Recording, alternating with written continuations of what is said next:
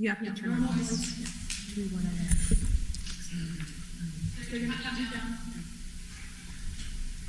Test.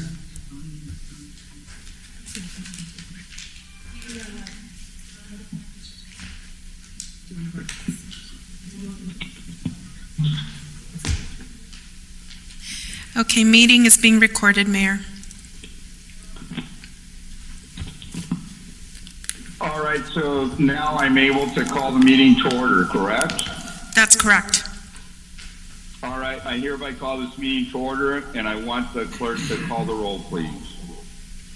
Councilmember Becerra. Present. Councilmember Iglesias. Councilmember Peñalosa. Present. Councilmember Sarmiento. Vince got off in order to log back on, so he might not be with us yet. Councilmember Solorio. Jose here. Mayor Pro Tem Vegas. Present. And Mayor Pulido. I am here. We have a quorum. Do you want to check back with Councilor Sarmiento or Vince? Did you come on? Why don't somebody contact him and see if you can assist him? But we'll go ahead and start the meeting. I want to now request that the clerk instruct the public as to how they can provide public comment, please. Thank you, Mayor and council members. This meeting is being live streamed via YouTube at youtube.com/City of Santa Ana Videos/live and our website at santa-ana.org/city-meetings. In addition, Spectrum customers can watch on Channel 3 and AT&T UVerse customers can watch on Channel 99. Comments on any agenda item, with the exception of public hearing items, will be accepted via email only at ecomment@santa-ana.org. Comments received before 5 p.m. on council meeting Tuesday have been uploaded to the city's website and distributed to the council. Those received after 5 p.m. will be posted on the city's website at the earliest possible opportunity after the meeting. Prior to each action taken, I will report how many are in support or opposition to an item. Comments for public hearing items and non-agenda items may be made by calling 669-900-9128 and entering meeting ID 315-965-149# when prompted, or via YouTube Live's chat feature at youtube.com/City of Santa Ana Videos/live. If you are calling in and watching on YouTube, please turn the volume down on your YouTube playing device to limit any audio feedback when you speak. Please wait to submit your comments until the item is being heard, or your comment may be lost. Those who would like to provide a comment on YouTube will need to have a Google account, which can be created at accounts.google.com. Please submit public comments in the live chat when the item is being heard, and let us know you want your comments read by writing in all caps public comment prior to your message. There is a 200-character limit. For the record, state your name, as we are not reading usernames into the record. Comments will be read as submitted. Words including profanity, obscenity, or discriminatory language that disturb the decorum of the meeting will not be read into the record. Thank you for that, Madam Clerk. Now, wherever you are, please stand up for the Pledge of Allegiance, and I'm going to lead us in the Pledge of Allegiance. Ready? Begin.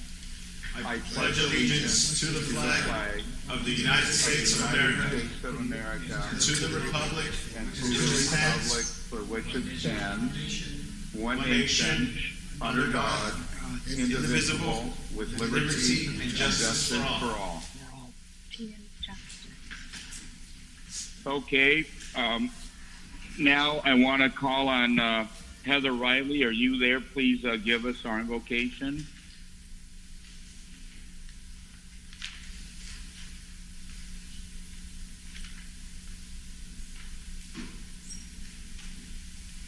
Heather Riley, are you on the line?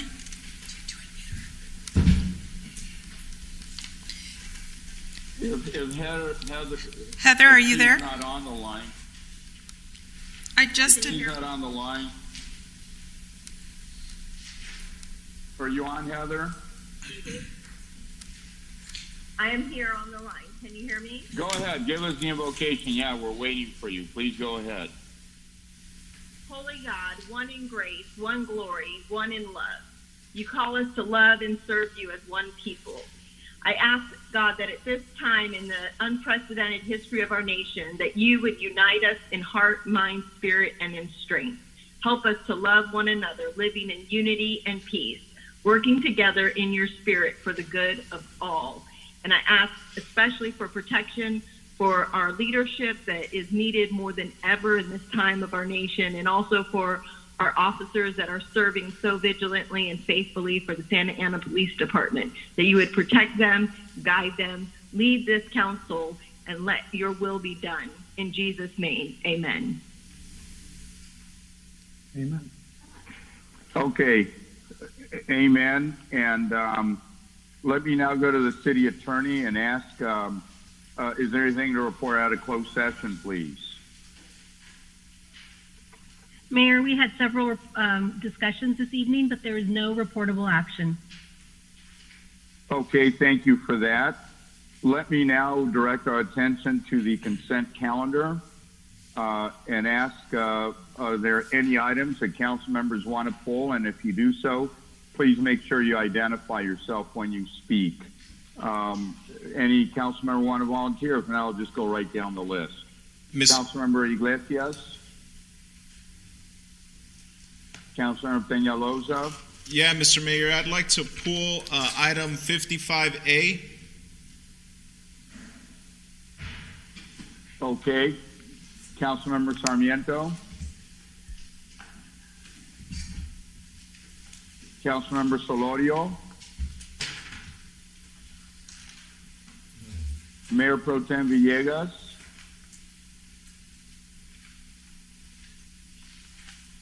Councilmember Becerra? No, I'm good. Thank you. Okay. So with that,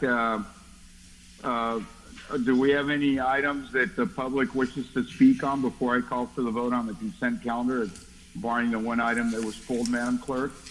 None. Okay. So with that, I'll entertain a motion on the balance of the city of the consent calendar, and then we'll go to the item that was pulled. Is there a motion? Motion to approve, Mr. Mayor, by Penaloza. Villegas, second. Is it unanimous in approval? And if so, can we take a unanimous vote, Madam Clerk? I'm going to do roll call. Councilmember Becerra. All right, go ahead. Aye. Councilmember Iglesias. Councilmember Peñalosa. Aye. Councilmember Sarmiento. Councilmember Solorio. Aye. Councilmember or Mayor Pro Tem Villegas. Aye. Mayor Pulido. Yes. Thank you. Okay. Now, we had one item that was pulled, I believe by Councilmember Peñalosa. Yes, Mr. Mayor, thank you. Now I'm embarrassed that I was the only one that pulled an item, but I just wanted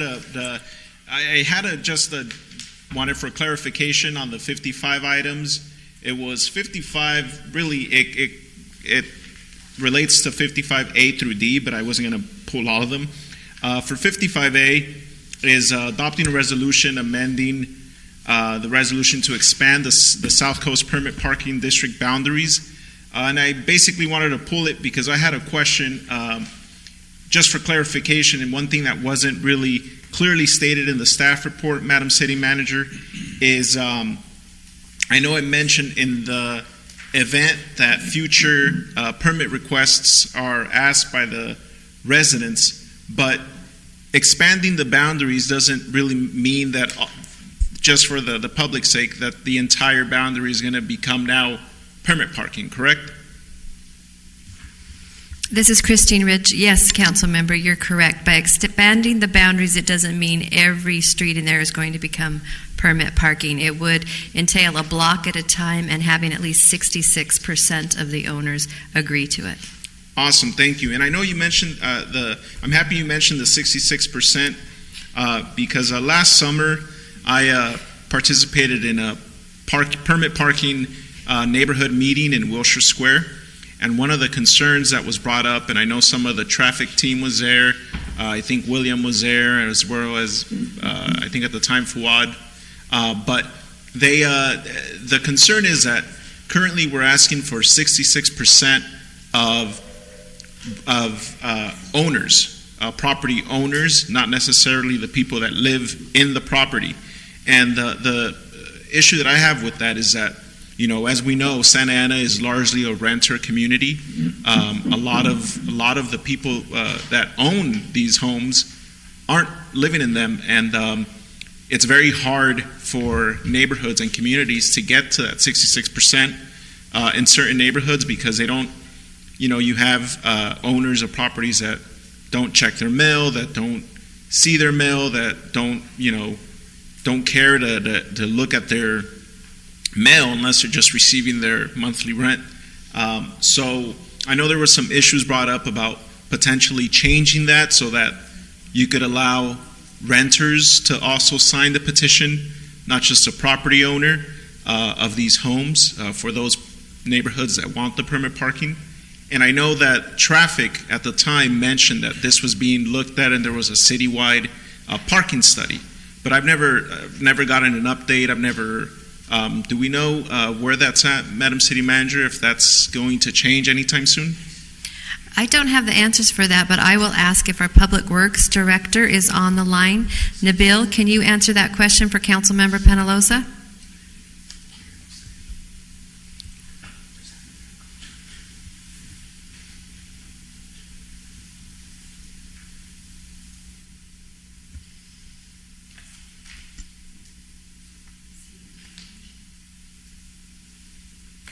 Hello? Yes, he's now. Yes. Can you hear me now? Yes, go ahead, Mr. Saba. Yes, we are this fiscal year will be we are planning on a comprehensive parking study, and to answer the question about the change of voting, we'll have to go and look at the resolution and the ordinance, and that will require a change of ordinance to allow for the renters to vote and not the property owner. So we are planning to revisit that, and we will do so in the first portion of next year or so. Thank you, Nabil. By next year, do you mean next fiscal year, as in this summer, or next year, 2021? Fiscal year, July, coming July, after this whole thing goes over, and we will commission the study, and after the finish of the study, we'll make recommendation about the voting and to see if we could change or revise the ordinance to allow for residents to vote. Thank you, Nabil. As you remember, at that Wilshire Square neighborhood meeting that was in, I forget her name, but it was in the backyard. There was, I think it was in Miss Haraway's backyard. There was about well over 100 people there. It was a packed house, and maybe one or two residents were opposed to changing the parking rules, but the residents were mostly in support of making it so that 66% of the people occupying the home could sign this petition. So that's something that we definitely need to bring forward soon, to not necessarily make that change, but so that we could have that discussion amongst the city council and see if that's something that we could potentially change, or is it worth changing, or is it really a concern? Because I have heard from numerous neighborhoods across the city that it's very difficult for them to get to that 66% threshold to allow permit parking. So whenever that could come before us, I'd really appreciate it. And those are my only comments. With that said, I will make a motion to approve this item, Mr. Mayor. Is there a second? Villegas, second. Second, Becerra. I have a All comment. right, go ahead. Call the roll call, Madam Clerk. Hello, this is Cecilia. Can you hear me? Cecilia, go ahead. If you have a comment, go ahead. I'm so sorry. It's just looking. Okay, for what I was also gonna pull it, but for some reason I was muted. So one of the things that I also had a question with this was the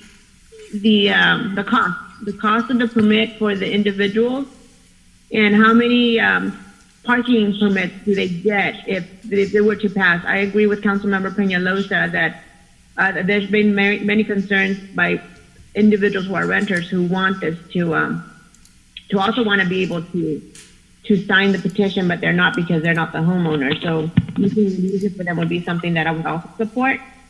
But I'm wondering the cost of the permits. What is it, and then how many permits do they get once they're qualified to be under the permitted parking?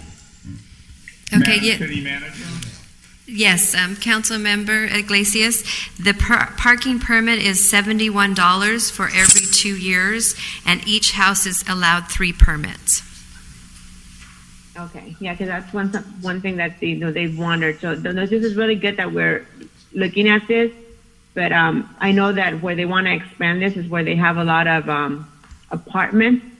So are there anything that we're looking at to mitigate that to where the apartment dwellers can park? I mean, based on what we're doing now, approving all these different projects everywhere, parking has become an issue. So are we looking at ways to help alleviate that problem in these areas too, or what are we doing as a city? As mentioned previously, the parking study will definitely help to address that, and then we have the opportunity as each new project comes before us for approval, and that is on the required number of parking spots that we provide for multifamily housing units. So we can approach it 2 different methods, and I believe the parking study will address that issue and let us know where we are severely parking deficient in our city. Okay, so one more question. So the parking study will also coordinate, I guess, the efforts with the general plan that we're in the process of doing. Is that something that you're going to combine? I'm going to ask our Executive Director of Planning, Min Tai, how the parking would play into the general plan. Mr. Mayor, as that person is preparing to speak, a couple of things right on point. We did, I think, about a year ago receive an update on the parking study from staff, and I think what it provided was some tools and approaches to how to deal with parts of the city that are heavily overcrowded. I think one of the more promising things is there might be some areas that could be striped or configured differently so that we're adding parking spaces rather than just cramming more people into the few that we have. So I think it's more about reflecting back on the initial pilot study and putting it into implementation form. And again, some of the planning aspects may not be as costly. It'll be later on where we might need to do reconfigurations or striping or taking advantage of other tools in the study. But I think there were some promising outcomes from it. Thank you. Is staff ready? Yes, sir. Yes, this is Min Tai. In terms of the question whether or not parking is going to be incorporated as part of the general plan, parking is a zoning standard, and it is going to be a part of the comprehensive zoning code update, which will be immediately following the update of the general plan. Okay. Thank you. Mr. Mayor, I believe we have a motion. Go ahead. I'm sorry, just really quick. I know that this parking issue is something that's huge in our city, and we should spend a little bit more time when it comes to this study. But just to add to the conversation, Madam City Manager, one of the things that was also brought up to me, and I think Councilwoman Iglesias mentioned it, was that there's a lot of apartment buildings of residents that have come to me and asked, hey, I can't get a parking permit in my neighborhood or in my district because the ordinance or whatnot doesn't allow for apartment building residents to get a parking permit. And there's a large number of them that are saying, I want to pay for this parking permit, and I'm having to park, 4 or 5 blocks away, and have to, get home from work late at night and have to walk through not the best parts of town in the middle of the night to get to their apartment. So and they said that there's parking available on their street right in front of their house, but it's parking permit only, but because they're in an apartment, they can't get that permit. So I want to also make sure that we look at that, see if that needs to revisit, potentially allowing some areas to allow for parking permits in those apartments. And that's it. Those are my comments. And thank you, Mr. Mayor. All right, thank you for that. I believe we have a motion, a second. Roll call vote. Councilmember Becerra. Aye. Councilmember Iglesias. Yes. Councilmember Peñalosa. Yes. Councilmember Sarmiento. Yes, first of all, I want to make sure, can you hear me? Yes, we could hear you. I think you Yeah. Good. I know I was muted for, I think, the entire first part of the meeting, but yes, I am in support. Thank you. Yes, you are now joined as a panelist. Councilmember Solorio. Aye. Mayor Pro Tem Villegas. Aye. Mayor Pulido. Yes. It's unanimous consent. Okay, next item, 55F. 55E was the... E, 55E. I would entertain a motion. Villegas, motion to approve. Sarmiento, second. Mr. Mayor, I had a couple Go ahead, questions. Peñalosa. Thank you, Mr. Mayor.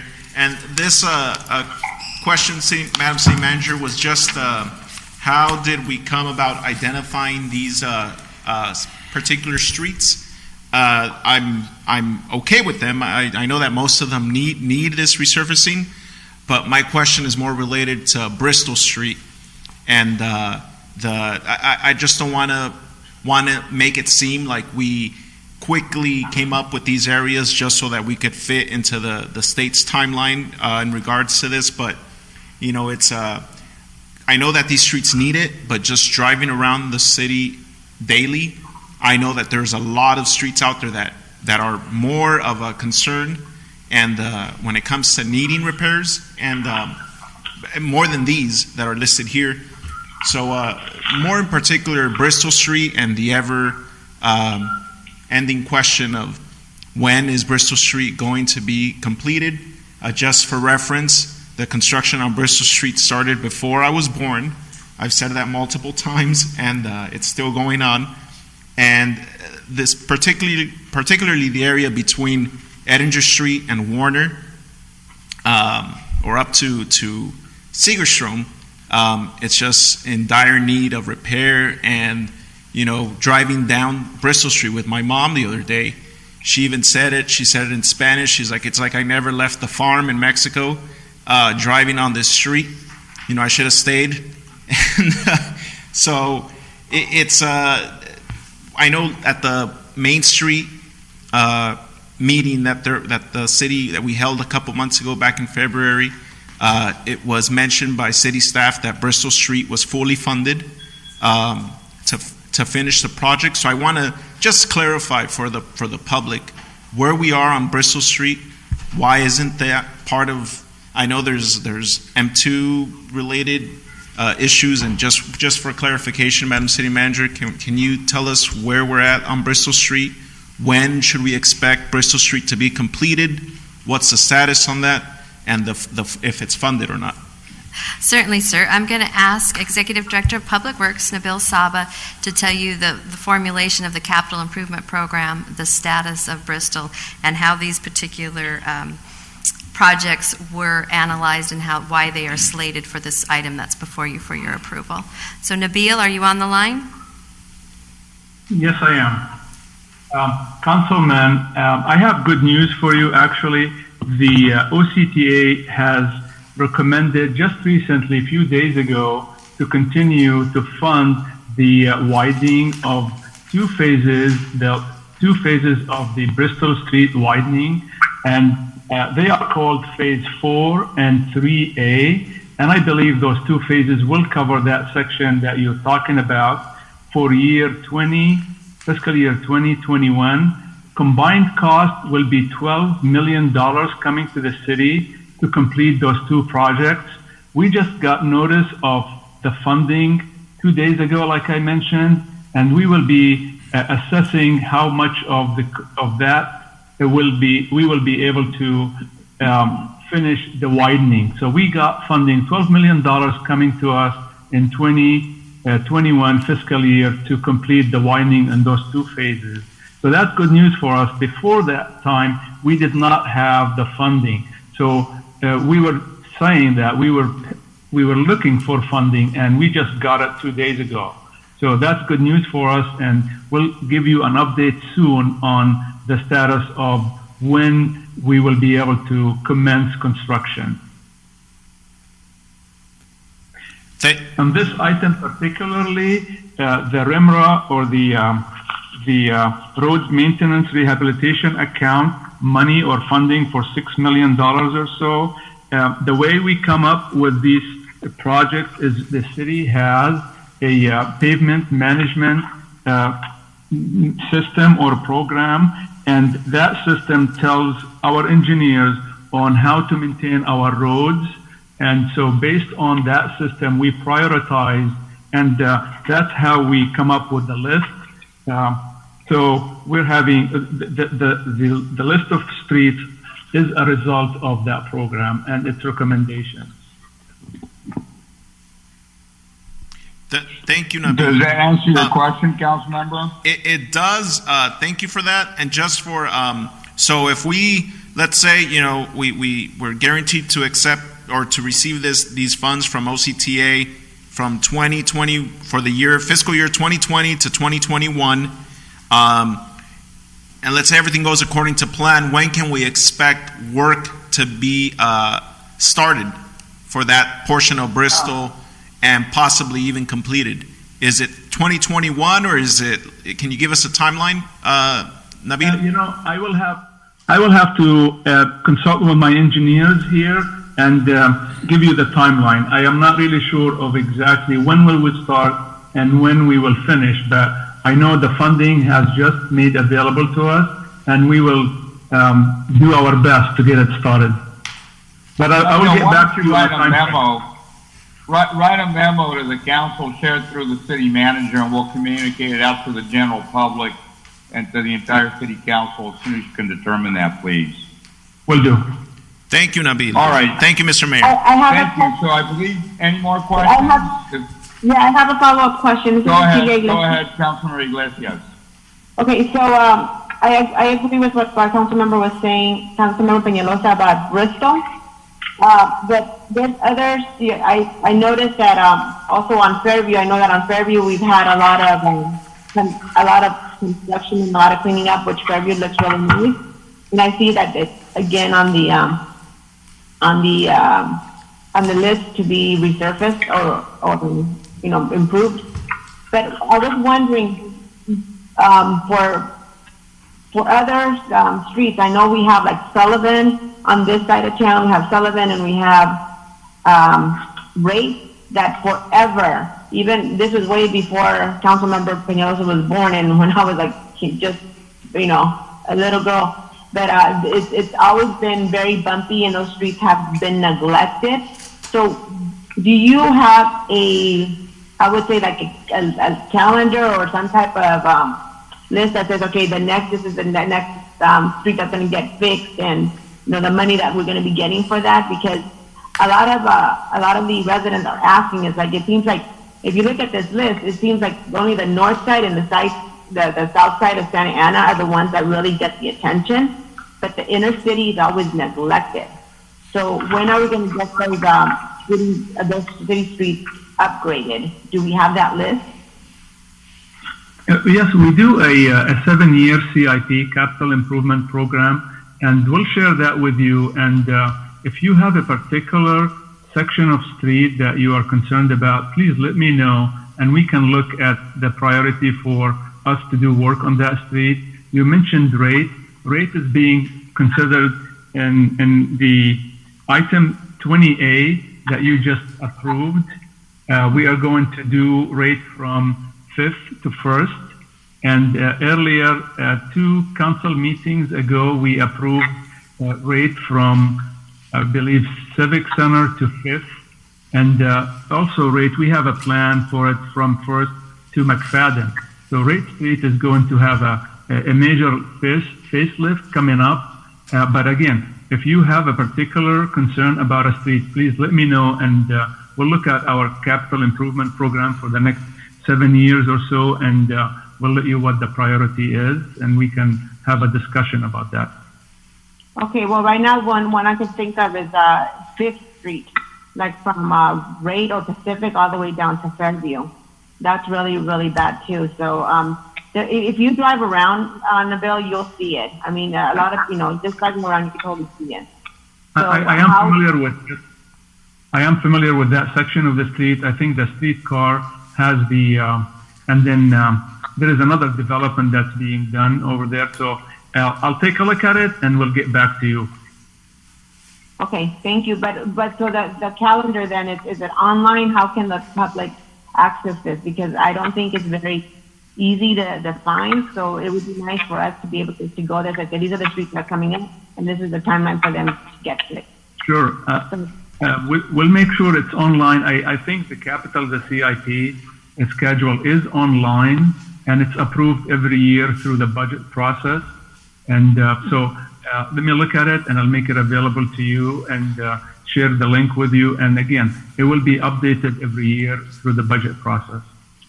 Okay, but is it not just me, but it's something that's online, right, on the city website? I believe so it is, but I'll double check. Okay, thank you. Councilmember, we'll make sure that it is, and maybe we even do a Nixle alert or something like that to communicate with the general public. So I believe we have a motion. Mr. Mayor? Madam. Mr. Mayor, Yes, I go have ahead. just a comment. This is Jose Solorio. No Go question, ahead. but just comments. I know at that meeting a month or so back that Nabil was just referencing, I think I and others expressed some interest in Rate and Flower and North Flower Street, where there are construction projects essentially underway, but I think neighborhoods surrounding both those projects wanted it a little bit more, and I don't know if there are dollars out of this, or maybe just the city manager and the public works director could keep looking to see what resources there might be available.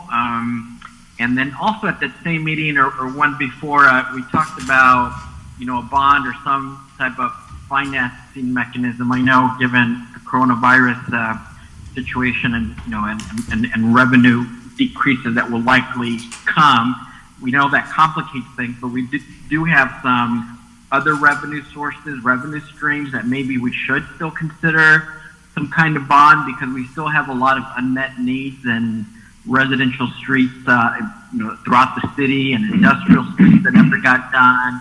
There were also some neighborhoods with concrete streets that never got done in decades, and we've seen them get skipped over time after time. And so maybe we can bring this back at some point, Mr. Mayor and staff, because we do see commonly OCTA likes to fund things like MacArthur and Bristol and 17th Street and Nettinger and First because of the traffic that we move through that. So they're always very competitive.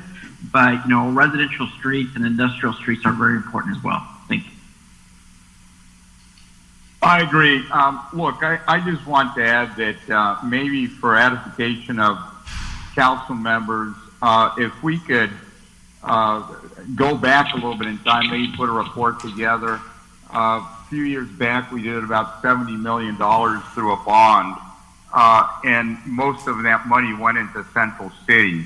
Very little went into the southern part or the northern part of town. So I think just for the record, let's get some numbers and maybe we can do, more facts. I think that'll be helpful. But also, I believe we discussed earlier at a council meeting the possibility of a potential bond just so we could finish a lot of streets, because there's a lot of streets we never finished because 70 million only went so far. And as soon as we come out of the virus, maybe it'll be a good time to look at that. But now I think is the time to plan. So with that, Mr. Mayor, one more thing. I know you and I talked about earlier today. It would also be a nice stimulus to the community because construction work is done locally, as well as these things would be a benefit to the community. So thank you. Agreed. With that, if there's no more comment, roll call vote, please. Just really quick, Mr. Mayor, if we do move that direction, go ahead. I'd like to put heavy emphasis on hiring inspectors that will inspect this work being done. Thank you. You're welcome. Madam Clerk? Councilmember Becerra? Yes. Councilmember Iglesias? Yes, but just clarification, are we talking about the item and not moving forward with the bond, right? Because I'm a no on the bond. No, we snuck it in there, Ceci, $70 million. Yeah, you never know. You do that a lot. So let me know. I'm not that good. All right. Councilmember Peñalosa? Yes. Councilmember Sarmiento? Yes, and the bond years ago, Miguel, was 60 million actually. Councilmember There you go. Solorio? Aye. And then Mayor Pro Tem Villegas? Yes. Mayor Pulido? Yes. Unanimous consent. Item passes. Okay, now I believe we're on 55F. I would entertain a motion. So moved. This is Councilman Sarmiento. Villegas. Second. Any discussion? If not, roll call vote, please. Councilmember Becerra? Yes. Councilmember Iglesias? Yes. Councilmember Peñalosa? Yes. Councilmember Sarmiento? Yes. Councilmember Solorio? Yes. Mayor Pro Tem Villegas? Yes. Mayor Pulido? Yes. Unanimous consent. Now we're on item number 68, is that correct? Yes, Mayor. Approval of fiscal year 2021 Emergency Solutions Grants Program for a total of, is that $500,947? Correct. Is there a motion for approval? Villegas approved. I'll second Peñalosa. Okay, we have a motion by Mayor Pro Tem, second by Councilor Peñalosa. Any more questions or concerns on this item? If not, I'll ask for a roll call vote. Councilmember Becerra? Yes. Councilmember Iglesias? Yes. Councilmember Peñalosa? Yes. Councilmember Sarmiento? Yes. Councilmember Solorio? Yes. Mayor Pro Tem Villegas? Yes. Mayor Pulido? Yes. Unanimous consent. Are we now on item 60B, Madam Clerk? That is correct. 60B is in boy. Okay, this is approval of a pre-commitment of $3.9 million of affordable housing funds to Community Development Partners and Mercy House for the development of the Westview House project located at 2530 and 2534 Westminster Avenue. Could I have a motion and a second? Peñalosa, motion to approve. Villegas second. Any comment? If not, I'll call for a roll call Yeah, vote. this is a Councilmember Go ahead, Iglesias. Councilor Iglesias. Go ahead. Okay, for this one, it's So what we're doing is providing them the funding, if I'm understanding it correctly, the $3.9 million for affordable housing funds. The source of the funds is from multiple buckets of money, but yes, we are making a commitment of a 3.9 financial award, and we are using inclusionary housing funds, home investment partnership program funds, home community housing development funds, and rental rehab program funds.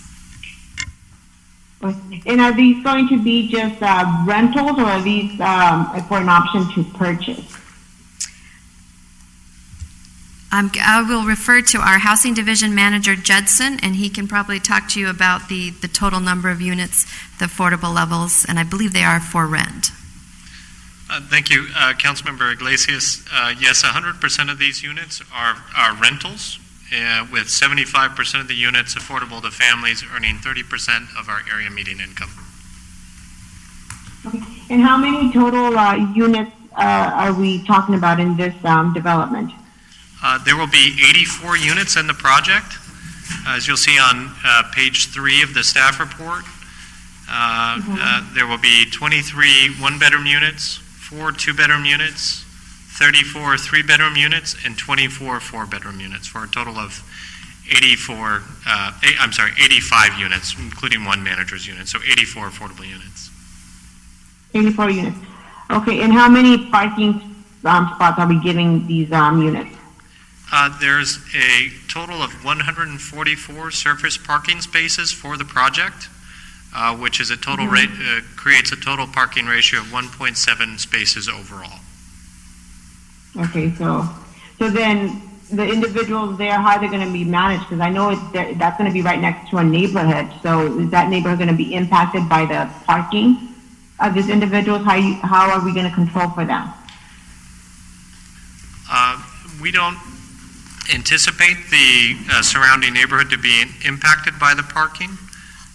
We actually requested and we're quite diligent on behalf of City Council to request the developer to provide more parking spaces than they initially were proposing. If you'll see the parking ratios on the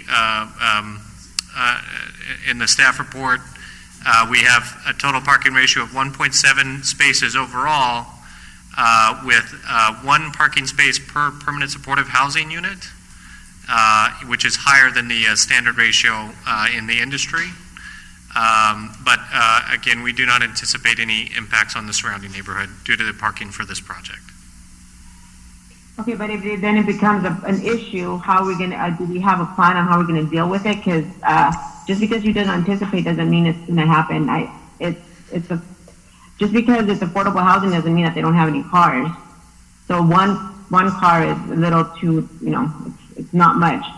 So that's been my concern from the beginning. And with 84 new units in that area, it's going to really significantly impact that neighborhood. If I may add, Councilmember Iglesias, this is Christine Ridge. This is just a pre-commitment letter. The project will have to go through the Planning Commission for entitlement, and parking issues could be addressed at that time. Oh, okay, good. So then that's really good to know. So hopefully we'll talk to our planning commissioners. The other question was, since this is, it's a pre-commitment, we're talking about RENA cycles. Would these 84 or 87 units be part of this RENA cycle, or will it be the next RENA cycle? Thank you, Councilmember. We do anticipate this project to be a part of this RENA cycle that would end before October 2021, based on their path forward to secure the remaining financing and break ground on the project. Is there anything that we could do moving forward? Because I see a lot of projects coming. Is there anything that moving forward we can take credit for these for the next RENA cycle? Because it just seems like we're just approving a lot and we're not going to get any credit for it. And then we're still on the hook for another 3,000 for the next one. Is there something that at the staff level we can do that and plead our case with, wherever it is up in Sacramento? This is Min Tai. While we anticipate that this project could start as early as October of 2021. Things that we can discuss with the developer is, and I understand your question, if it comes into the cycle, we've already exceeded our housing production and we would not benefit from that. So what we could do is talk to the developer and consider whether or not to be able to have the permit be pulled after October of 2021, and that could put it in the next cycle. But based on the current schedule, it could fall right about between the current cycle and the next cycle. That would be great if you could delay it. That'd be awesome. Okay, thank you. Thank you for responding, Commissioner. All right, Mr. Mayor? for those questions. Councilmember, Yes, go ahead, Councilor Sarmiento. Yeah, thank you, Mr. Mayor. I just wanted to thank the applicant and staff for proposing this development. First of all, just a quick question for those of us who don't know where this is located. Min or Judson, if you can tell us what's to the west and east of this site. Absolutely. Thank you very much, Councilmember Sarmiento. The project is about a block away from the corner of 17th and Fairview. Okay, but I mean, immediately adjacent to the site is are those neighborhoods or are those commercial properties? There's a commercial property that's immediately adjacent to the site, and to the I think it's to the south, and then to the north of the project, there's a single-family neighborhood. Got it. Well, I think that it's on a main arterial on Westminster, from what I understand, and I know that there is a commercial property to the east. So the impact to a large neighborhood isn't real significant. But I think what's more important is that the unit mix here and the affordability, the profound affordability level for 75% of these units to be extremely low and low for our folks and the AMI level is very difficult to do, because these are units that are 3 and 4 bedroom, and I believe there's 58 of them. So there's very few developments that propose that sort of unit mix, and it's because that's the demand that our families have. Our families have very large families. They don't need single units as much as they need multiple bedrooms. And so, my thanks to the developer for being thoughtful and trying to create housing for families that live here in our city. And so, if we look at this creates almost a net zero increase on density. As we know, we're already very densely populated, and to the extent that we have families that are living 3 and 4 families to a unit, some places in town, many of these units that are going to be available in this development will be accessible to those families that are living in overcrowded conditions. So I want to thank them for doing that, because being able to offer 30% area median income for folks is just very difficult, and look forward to seeing it come back to us so we can support it. Thank you. Mr. Mayor? Yes, go ahead, Councilor. Yes, this is Councilmember Solorio. Agree with most of the comments my colleagues have been making. I think the individuals interested have excellent experience overall building housing, affordable housing, and working with our city, so I'm comfortable with them. And we went through an RFP process to make the selection. But I do have the strong concerns about parking, because as much as people try to say this is the formula for parking and it should be sufficient, we found out time and time again it really isn't. But I think the tool that we've been using the past few times with the parking management plan, just as long as we keep that very aggressive, so that there are some apartment association responsibilities for them to manage their own folks, because at the end of the day, every apartment community in Santa Ana should be self-sufficient with its own parking, but obviously that's not the case, and moving forward, we really got to fix that, and we put that accountability and responsibility through a parking management plan. So I look forward to us and working with staff to have something aggressive for this area. Thank you. Any other Mr. Mayor? comments? Yes. Mr. Mayor, Go ahead. Councilmember Becerra here.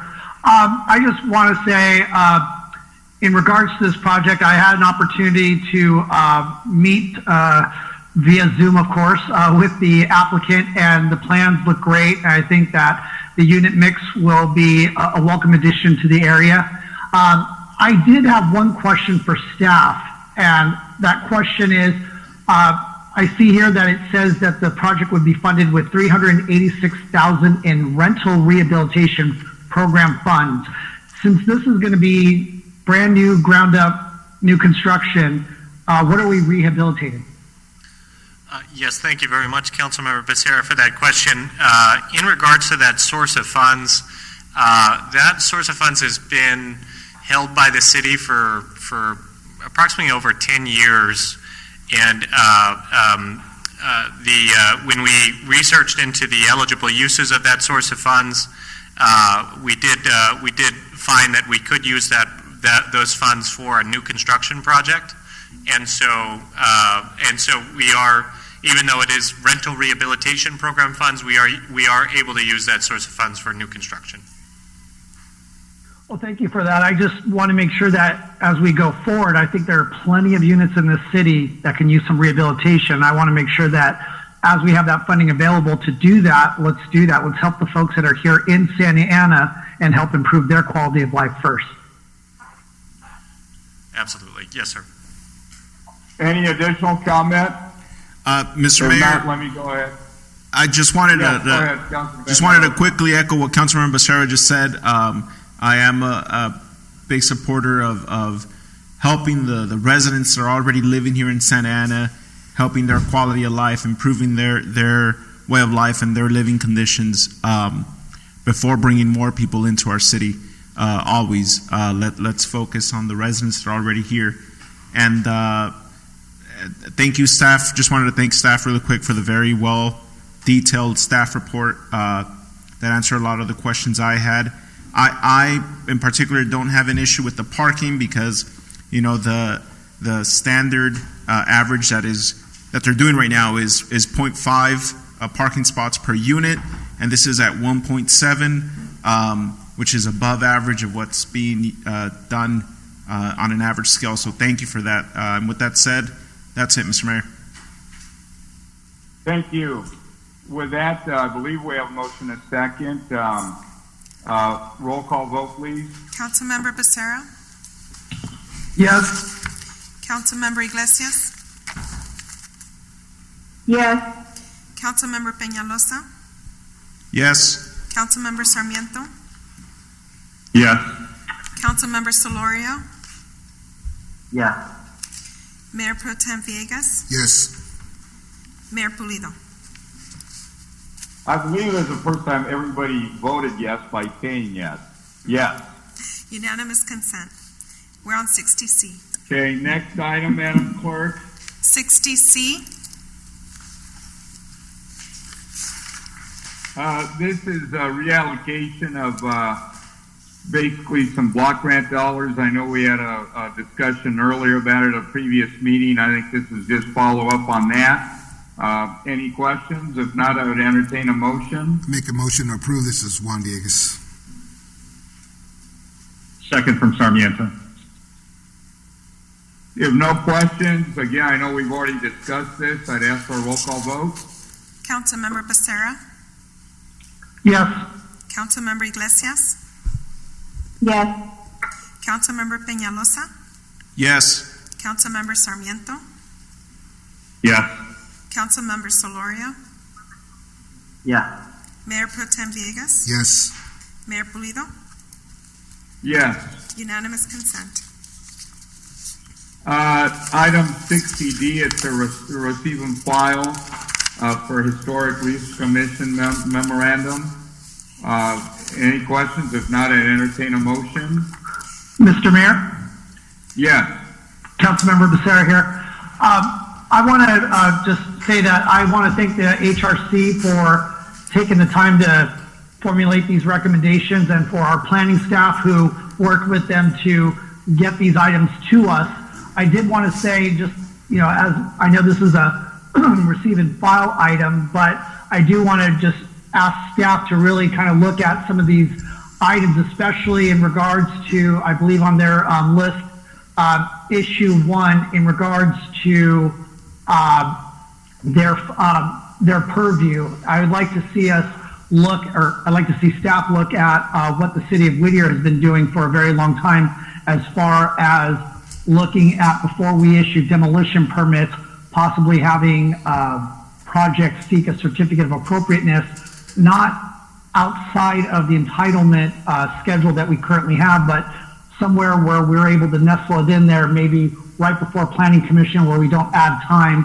I'd also like to possibly look at the configurations of these of the HRC. I know when I was on the planning commission, I served as the planning commission designee to the HRC, and while I enjoyed my time there, I think it might be more appropriate to see planning commission not be on HRC, because I know right now HRC is seeing this as, well, if planning commission has a representative on our commission, why don't we have one on there? And I think it's probably more appropriate for these commissions to focus on their forte. So I would like to see that change. And I would like to have staff come back to us on items or issues 4, 5, and 6 with regards to the fees. Obviously, I think that's going to be something that, a lot of fees in the city and a lot of revenue streams are going to be looked at with scrutiny, but I would like us to, see how we're doing in comparison to other cities and bring back some recommendations. Again, thank you to the HRC for bringing these items to us, and I'm looking forward to staff bringing back some proposals to address some of these issues. Thank you, Councilmember Becerra. Yeah. The Historic Resources Commission worked very hard on this and conducted workshops, and although it's a receive and file, we were looking for some direction as to if there were any items that you did want to proceed with, so that does give us direction, so thank you. Yeah. Mr. Mayor, this is... Yes, Councilman Sarmiento, go ahead. Yeah, thank you, Mr. Mayor. Along those lines, I know that way back when, the city used to process the Mills Act applications without any fee to those homeowners. So I know that when the recession struck the city and obviously struck the entire country, we revisited that. We had to sort of invoice folks for that. But what we may want to consider looking at is what some other cities do, which is a cost recovery.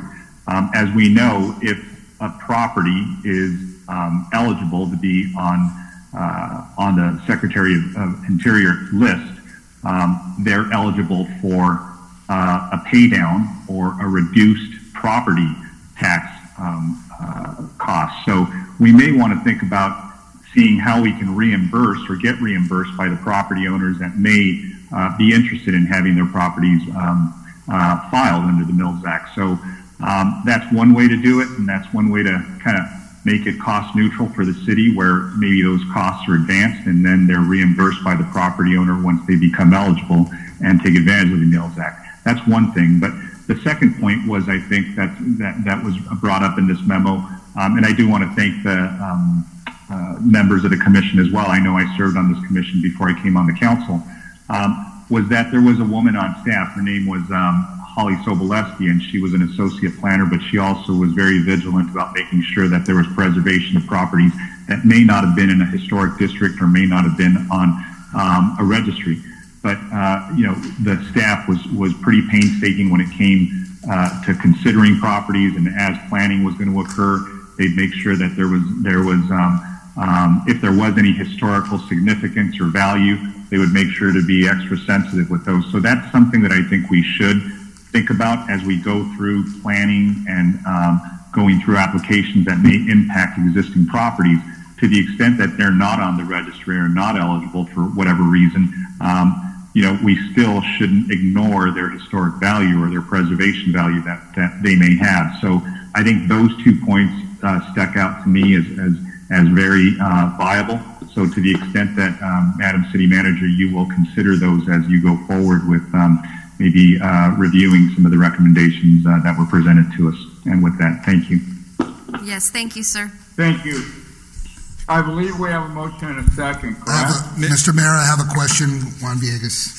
Go ahead, Mayor Pro Tem. Yeah, Go ahead. I'd like to have a question for Mr. Min.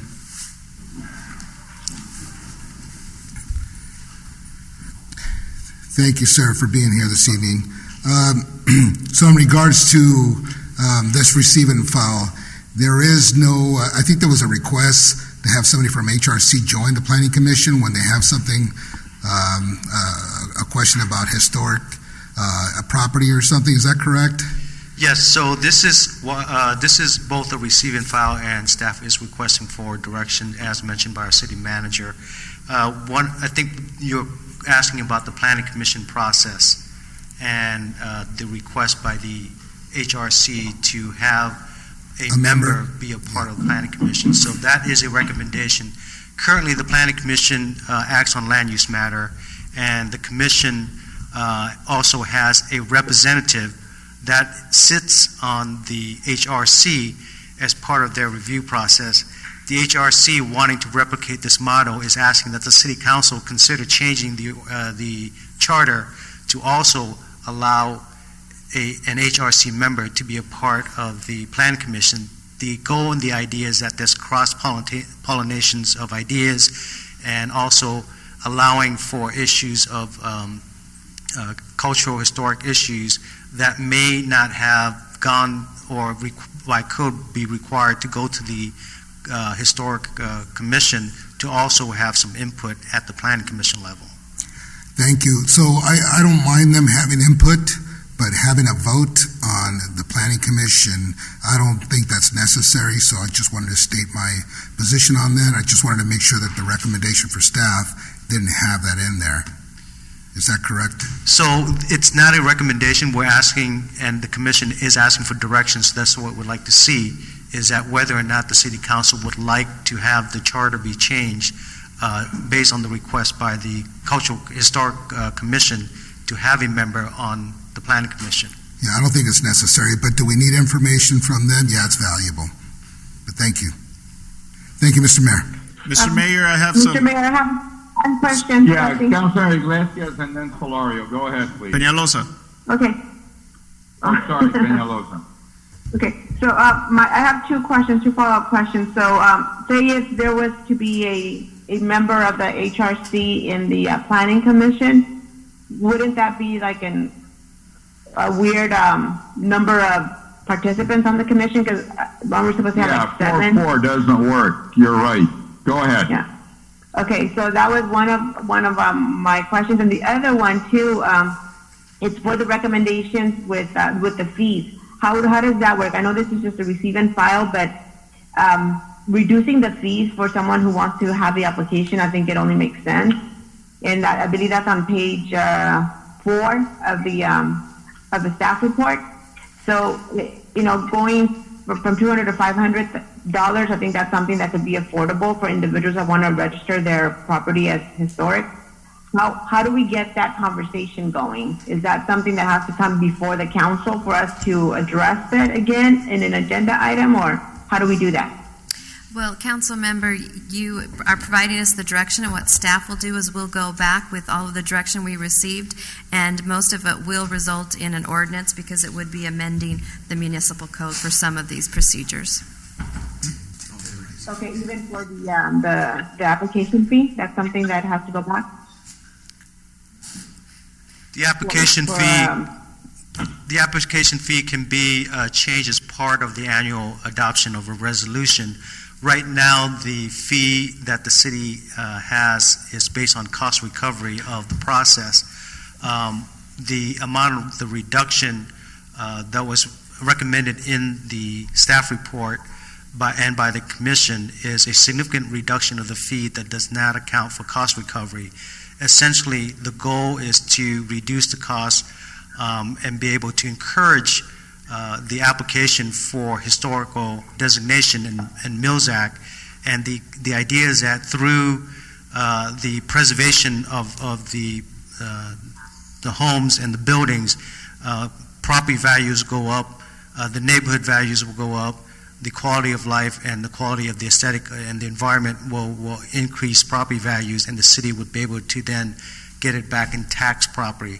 So it's more of an incentive for residents to apply, and that's the goal of the HRC in asking for this reduction.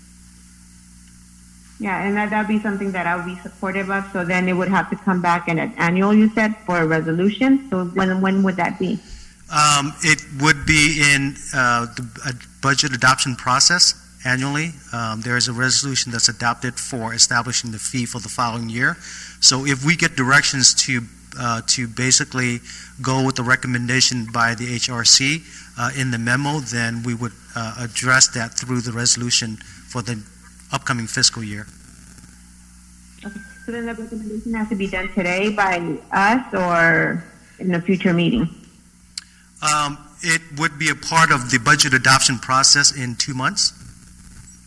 Mm-hmm. Okay, so then that'd be something like we could put in as a an item to be included in the budget as council members, and then when we discuss it, that's something that we could include, or What I would just trying to understand. Yeah, what I would recommend, council members, let us go back, take all of the direction that we received tonight, do a staff report on all of the planned actions that we will proceed with, and then they will come back at the allotted times, such as this one particular item that Min was mentioning. It would become part of the budget, but we can certainly give you a preview in advance of what we believe your direction is, and so you will know exactly where we're headed.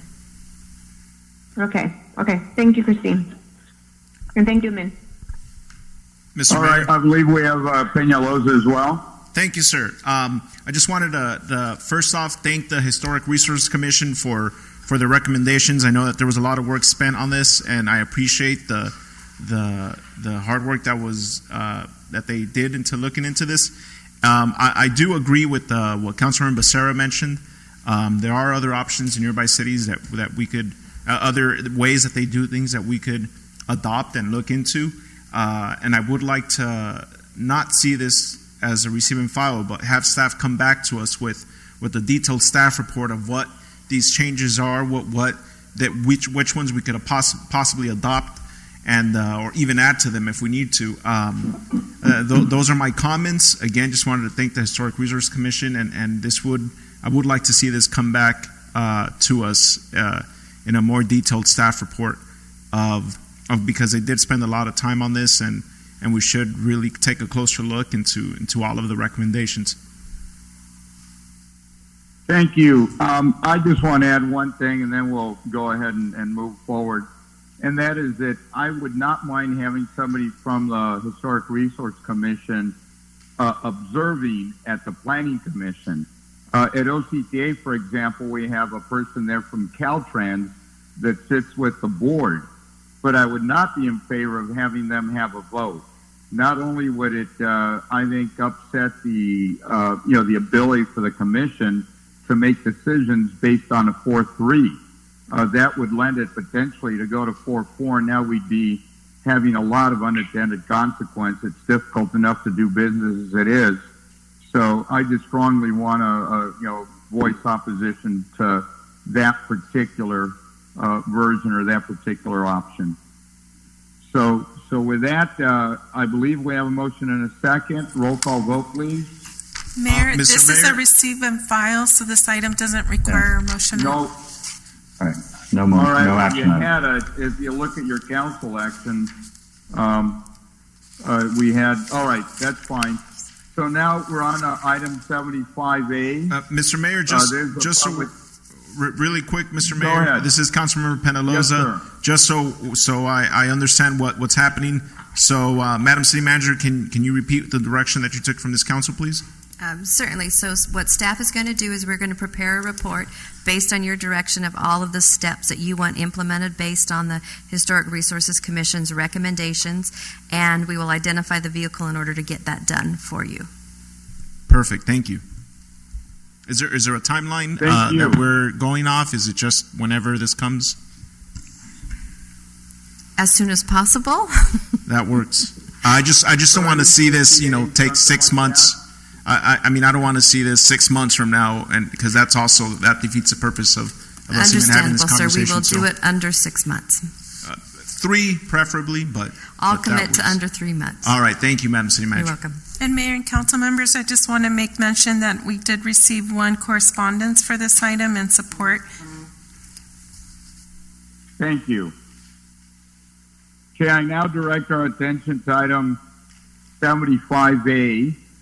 And on this item, I'm going to recuse myself because I've done some work for companies that are involved in parking, and this may impact that area. So, for that reason, I'm going to turn things over to Mayor Pro Tem. I'll listen, and then if we're done with the 75A, I'll come back on. Mayor Pro Tem Villegas, please. Thank you, Mr. Mayor. So item 75A, this is the time and place to open a public hearing. Public hearing zoning ordinance amendment number 2020-01 to amend several sections of Chapter 41 zoning of the Santa Ana Municipal Code. Is the city manager or staff is available to make a presentation?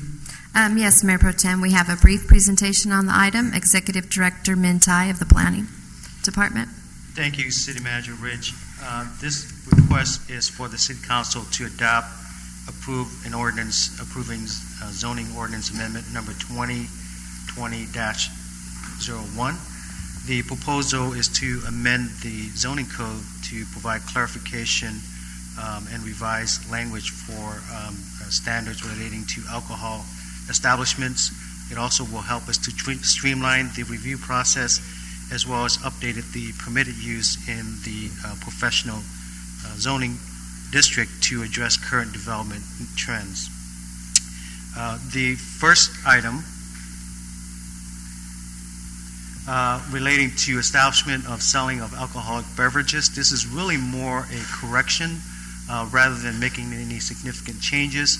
Currently, there is a requirement for determination relating to the subsection that addresses public necessity and convenient for determination of off-sale location that is less than 10,000 square feet.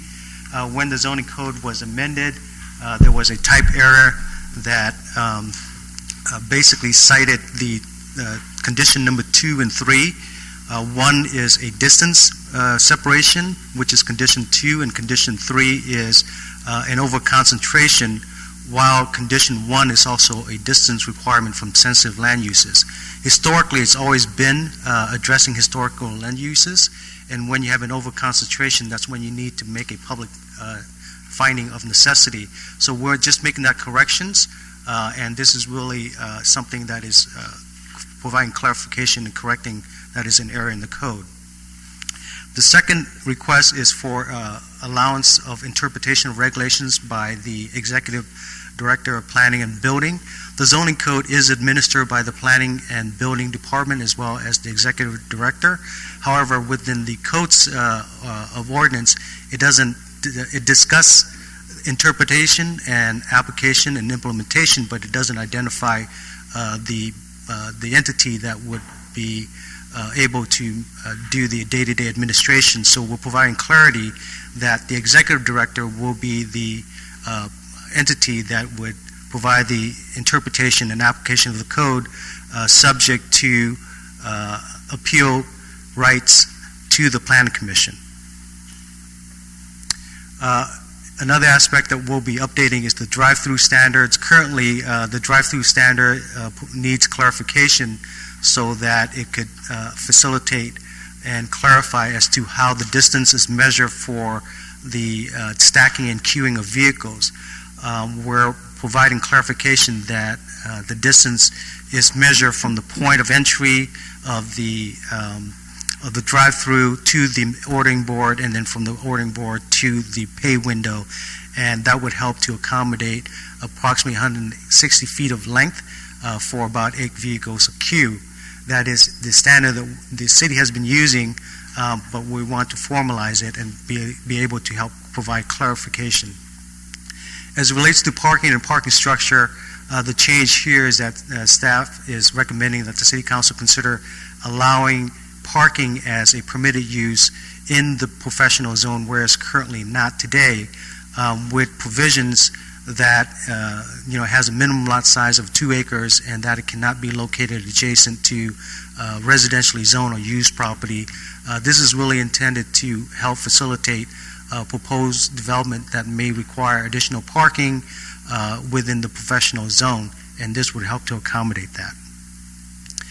So basically, as I mentioned before, this really is providing for streamline as well as making corrections and clarification to the zoning code, and therefore staff is recommending that the City Council considering adopting the zoning code amendment. This was also recommended approval by the Planning Commission as well. That concludes staff's report. Thank you, sir. I'm going to take it over to the council members now. Do they have any questions for the staff? Mr. Mayor Pro Tem? Go ahead, Councilmember Sarah, followed by Sarmiento. Thank you, Mayor Pro Tem. I just want to thank staff for moving forward with these cleanup items. I know when I served on the Planning Commission, one of the frustrating things is seeing variances come through and by the truckload, and variances are symptoms of a code that's outdated and not working with the development and for the betterment of the community. So I think that when staff brings these to us, I think it's a good thing. It just shows the initiative to clean this up and make our zoning code work for everybody. A couple of items I wanted to bring up was in the proposal, so I'm just going to go right into the specific Muni Code sections. On 41-196, subsection F, subsection 2, you change or you add the she gender designation there, and I'm thinking rather than limit it to he or she, if we could just change that all around to just the applicant. And then on 41-313.5, this is a question for Mr. Ty, and that is, so just so people aren't concerned, I know that, for instance, on North Broadway, we have a significant stretch of P-zone there, and based on what I see here, one would not be able to put a parking structure on those properties that would impact the adjacent residential, correct? Because from what I'm reading here, it sounds like there are standards in here that would protect that. You're correct. Okay, thank you. And on the 41-766, I just want to say this is a good thing, I think, because, the way it's currently written now, I don't think in my professional experience I've ever seen code language that was that ambiguous when it came to a part in the code where you want clarity as to how something would be determined. So I appreciate staff for bringing that forward, and I think that we can all rest assured that while we have a great executive director and I think he has a good understanding of the code, the good thing is that if there is a concern about the interpretation, there seems to be a process here that would allow for it to go to the Planning Commission, correct? That's correct. Okay, great. That's all I have, Mr. Pro Tem. Thank you. All right, thank you. So I'm going to go down the list here, and that way we don't step all over each other. So Councilmember Sarmiento, you had some questions? Thank you, Mr. Mayor Pro Tem. There you go. And thank you, Director Ty. I guess when I was reading this, I was trying to figure out the relationship or the nexus between all of these different chapters and amendments that you were making, but it appears that this is more of a housekeeping measure, that we're cleaning up some irregularities in this. And just a couple of questions that I had. So this, when it comes to section 41-196, that is revising some language exclusive to off-premises sites. Is that correct? That is correct.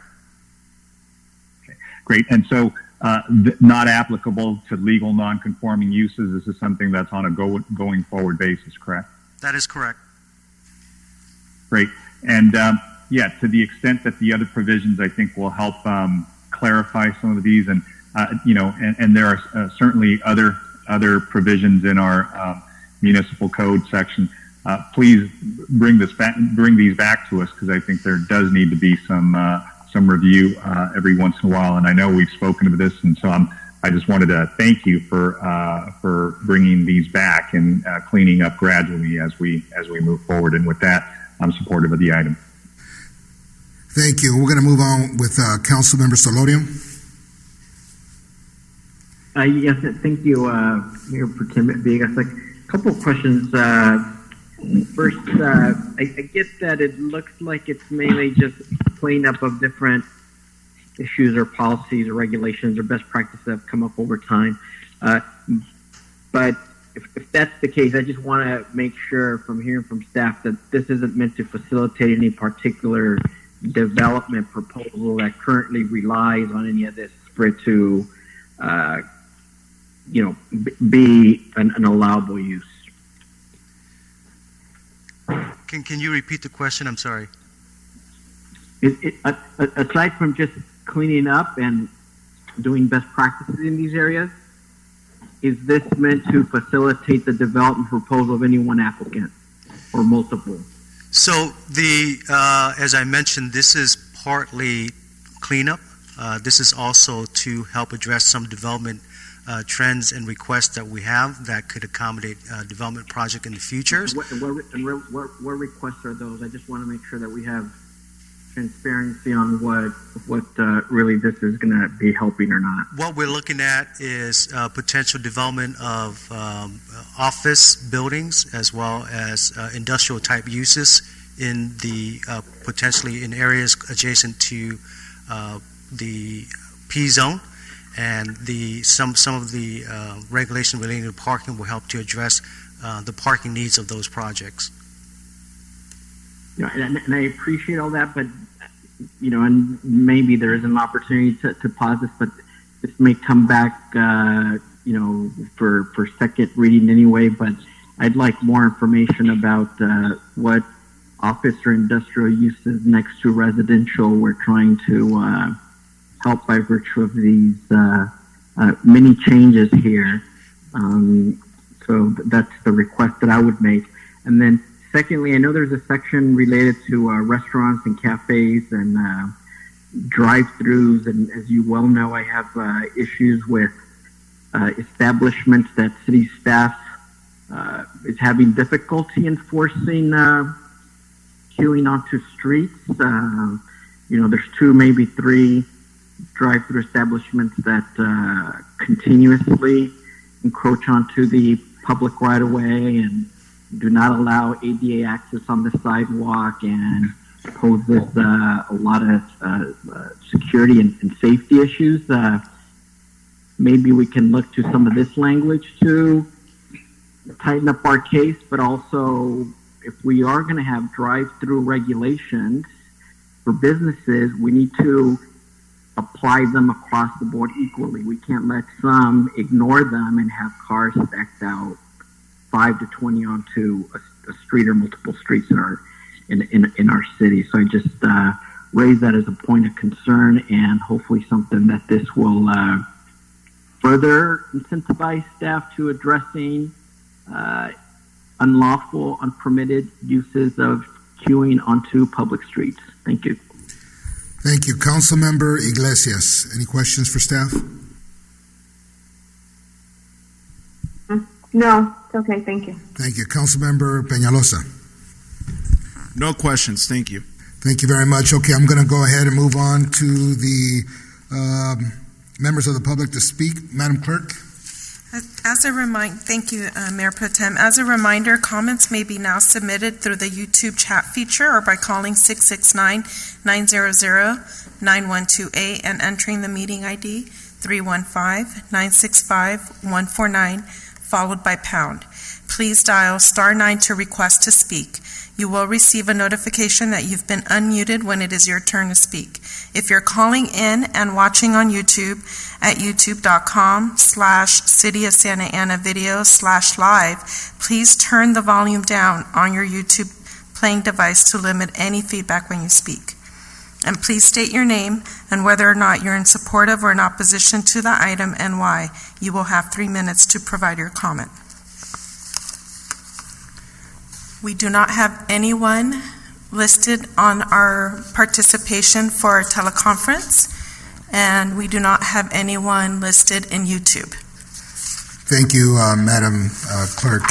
So seeing and hearing there's no comments for this, I'm going to go ahead and close the hearing, the public hearing on this. I'm going to bring it back to the council members. Is there a motion and a second? Mayor Pro Tem, Councilmember Becerra, I'd like to go ahead and make a motion to approve. Motion approved by Becerra, second by Councilmember Penaloza, I'll second. Councilmember Peñalosa. Madam Clerk, can you call the roll? Councilmember Becerra, Yes. Councilmember Iglesias, Yes. Councilmember Peñalosa, Yes. Councilmember Sarmiento, Yes. Councilmember Solorio, Yes. Mayor Pro Tem Villegas. Yes. And with that, we're going to go ahead and have the Mayor Polito join us again. Thank you, Mayor Pro Tem. I now would direct our attention to item 75B. And this is another public hearing. I would like to ask the staff, do you have any brief presentation? No, sir, there's not a formal presentation. The item before you is just to adopt a resolution that would make an amendment to the fiscal year 1920 miscellaneous fees schedule. Specifically, it's going to be adding a small cells application fee for the city in the amount of $1,741.79, and that's based on a partial cost recovery for the cost that it takes staff to process the application. Madam Clerk, do we have any members of the audience that wish to address us on this item?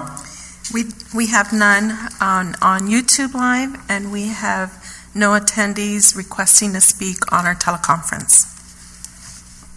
Okay, so given that, let me close the public hearing and bring it back to council for comments or consideration. Any thoughts, any comments? Anybody want to speak? Mr. Mayor, Councilmember Penaloza here. I'd like to comment. Go ahead, please. Thank you, sir. Madam City Manager, the fiscal impact on the staff report says that this proposed fee will generate approximately $50,000 in revenues, which have been recognized in the Public Works.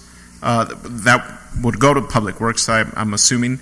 I would like to take the opportunity that this item is before us with small cell phone towers, from Verizon Wireless and other companies to, just put it out there that we should look into how we could potentially have public access to wireless, just kind of as a general idea, just kind of start looking at what kind of agreements we could come up with these different cell phone companies that want to build these cell phone towers on our light poles. Just driving around the city, I can tell you right now, they're hideous, they're ugly, they're an eyesore, they don't look nice. You could spot them, a mile away. And if we're gonna do this I came in here with the dream of eventually putting all of our utility poles and electrical wires underground, and we just keep putting more and more on this on our light poles, starting to look like my grandma's Christmas tree. Just covered in random stuff. God bless her. And just wanted to put that out there. Not sure how my colleagues feel, but I would like to see more conversation on this, on what we could possibly do in regards to having public Wi-Fi throughout the city in different areas, if that's possible, with all these different cell phone towers that are going up on our light poles. Maybe have a conversation with Verizon Wireless and other companies that want to do this. And if it comes at a cost, maybe we could use that same revenue. $50,000 is not a lot when it comes to, I know Public Works could use any bit of money, but, it wouldn't make a huge dent in Public Works' budget. So just a conversation to have for a future day. Just put it out there. Maybe staff could come back with some information on that. And those are my comments, Mr. Mayor. Mr. Mayor? Any other comments? Councilmember Becerra here. Go ahead. Thank you, Mr. Mayor. I want to echo some of the sentiments of my colleague, Councilmember Penaloza. I think he's spot on when he's talking about the aesthetics. When I served on the Planning Commission, we would have these, mono pines that would come in, and they weren't really much of a pine tree.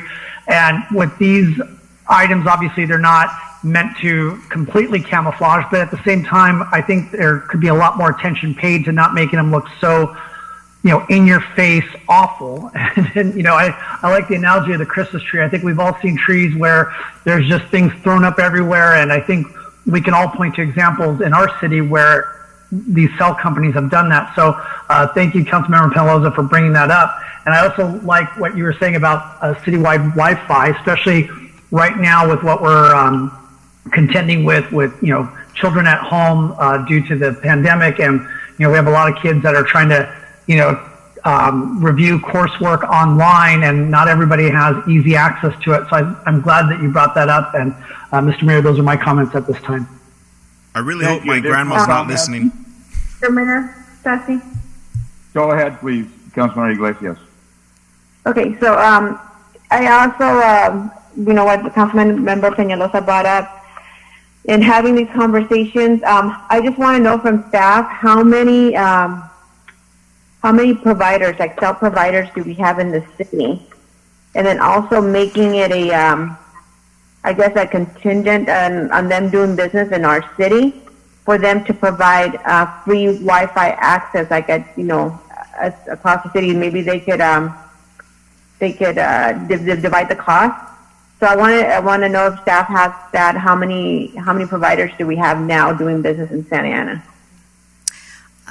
Councilwoman, I will have to defer to Nabil on the number of providers we have with cell sites in our city. But in regards to requiring them to provide free, I know a number of the carriers already offer a lot of different programs to low-income families. Some of them are completely free. Some of them are like $8 a month. So there are a lot of programs already in existence from the very same providers that do access our poles in our city. Okay, because I heard from a lot of parents who don't have access, and I know this is something that the school district should also be asking those questions and giving them the resources. But as a city, since we're closed right now, but could we ask them to provide more than just especially like now what's going on with this coronavirus thing? A lot of them don't have access to it, and $8 may not seem like a lot to you, but for individuals who are barely making it, it's a lot to either pay $8 or, for Wi-Fi, or try to make ends meet to pay the bills, other bills. So this could be a conversation where we could be having with them, like they could also waive those fees till we get back on, back on our feet after this situation that we're all facing. Is that I would like for us to consider that in having those conversations. You, Christine, with those providers. That's what I would want to know, what's the feasibility of doing something like that. Certainly, and I did have a conversation with the superintendent from Santa Ana Unified School District, who it was based on that item itself. And right now, the school district is not doing any online or remote learning for their students of that district because of the fact that about 20% of their families do not have access to Wi-Fi. So I did agree to commit to working with facilitating those conversations with the providers that do have facilities within our city. So those conversations have started, and then with Councilmember Penaloza's comments on a potential use of the revenue for some type of assistance program, we certainly can look into that. Madam City Manager, I didn't mean Go ahead. I didn't mean assistance program. Is your meaning related to paying for the any potential public Wi-Fi costs to our city, right? Yes, did I misunderstand use of the revenues to assisting individuals getting Wi-Fi access? Right. Well, I just worry by using the word assist, because I just don't want to turn this into, residents have to apply in order to get this free keyword thing, and it's gonna, there's a 6-month waiting list, and it just turns into this government red tape mess.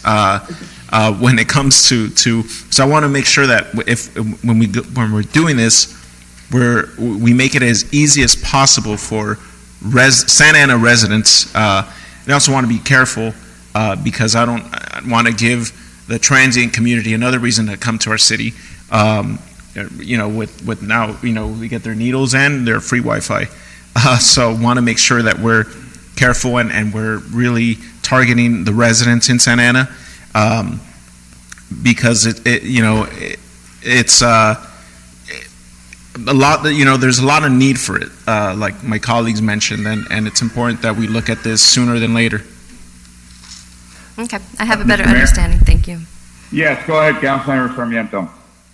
Yes, thank you, Mr. Mayor. So I had a question for the city attorney. Sonia, can we be talking about what we're, I think, all trying to talk about, which is some help to residents who don't have internet access and trying to compel or work with our providers and carriers to see if they're willing to provide some support? I was going to mention it during my public comments because I didn't think that there was a close enough relationship to this agenda item and this public hearing. But is it game for us to go ahead and make those comments? Well, I think you can, this is City Attorney Sonia Carvalho, you can have a discussion, I think, in terms of directing staff to get you more information, but this is a public hearing notice, clearly on one item or topic. And the law, the overall law, is very strict on what we can charge these entities. So I think you may want to structure that more as what can we do to encourage the activity, but you certainly cannot condition approval or require additional fees or payment to address that kind of need in your community. Understood. And I think the city manager's comments were well taken because I know that, I've been approached by several parents and folks, teachers and other faculty from schools that are having difficulty engaging students. And I think that's what everybody's talking about. So I'm really happy, Madam City Manager, that you're speaking with the new superintendent over at SAUSD, because I believe that they should be probably taking the lead on this, and we should be supportive of trying to structure some sort of arrangement or agreement that at least during these times that this access should be provided to families and students who aren't physically able to attend classes. I know that there was an offer made by one of the carriers, I believe, to provide 60 days of free access, but if you look at the fine print, as you normally do, it's to families that didn't already have agreements with that carrier, and there was some condition that they had to sign on afterwards. And so that's what concerns me, is that when you have these conditioned agreements for families to access what appears to be a free service, and then it turns out to be something that binds them to a future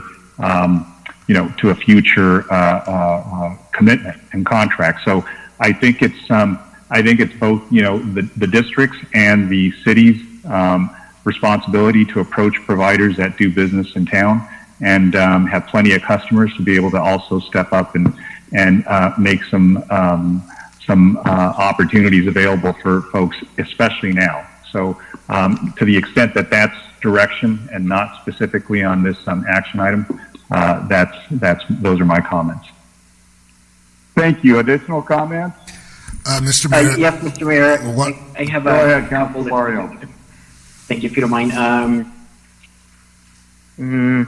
I know in the past, historically, with cell sites, we would allow the revenue from those cell sites to be given to the parks, where they're at or closest to, and I think that was a good model. But now that we have, this small cell site, industry, it's a little bit different. So revenues to park still make sense, but to some citywide programs, whether it be citywide initiatives or mobile hotspots, additional ones at the library, because I know we have some, but we slowly keep growing, and there's clearly a need for more. But I know too that when we bought the utility poles for medicine, we installed new poles, many that had features for Wi-Fi. So hopefully, as we continue to look at growing that out, any revenue from this small site program maybe can help towards that. And then for the benefit of our colleagues that may not know, the prior Public Works Director, they had a really good plan that we should revisit, that as we are improving city streets and there's interest in doing more, that we consider putting in city provided fiber that then we could use for free services, also for sale, etc. There's other cities that have done that, and it is information opportunity for our residents. But I think even from a revenue standpoint, at worst it was revenue neutral, and I think it may generate some new revenue. So we should also be creative in that way, so we can continue to expand our wireless opportunities for students and the public. Thank you. Any other comment? Seeing no additional comment, what is the pleasure of the council? Motion to approve, Villegas. Second, Solorio. Okay. Roll call vote, Madam Clerk. Councilmember Becerra? Yes. Councilmember Iglesias? Yes. Councilmember Peñalosa? Yes. Councilmember Sarmiento? Yes. Councilmember Solorio? Yes.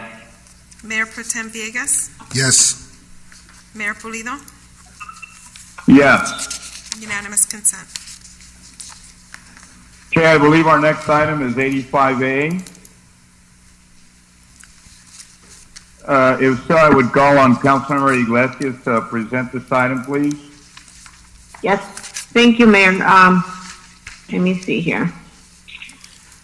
Okay, so the reason that I brought this this as an 85A item for discussion is because, as you all know, we're all facing here in the city, all across the nation, but mostly focused on what our city is going through. I've had a lot of conversations and a lot of input from a lot of the residents and businesses, small businesses, that the Measure X money, which is an increase of 1.5% to our sales tax, is also taking a toll on their finances. So what I would like with this, it says, is to discuss and consider directing city manager to direct staff to take the necessary steps to facilitate a potential repeal of Measure X and or suspension of the tax while we're going through this financial crisis, I would say. And I know that many of my council members, colleagues, when we were all on the campaign trail in 2018, Mr. Solorio, was against it. So was Mr. Peñalosa, Mr. Becerra. They were all against it, campaigning against it.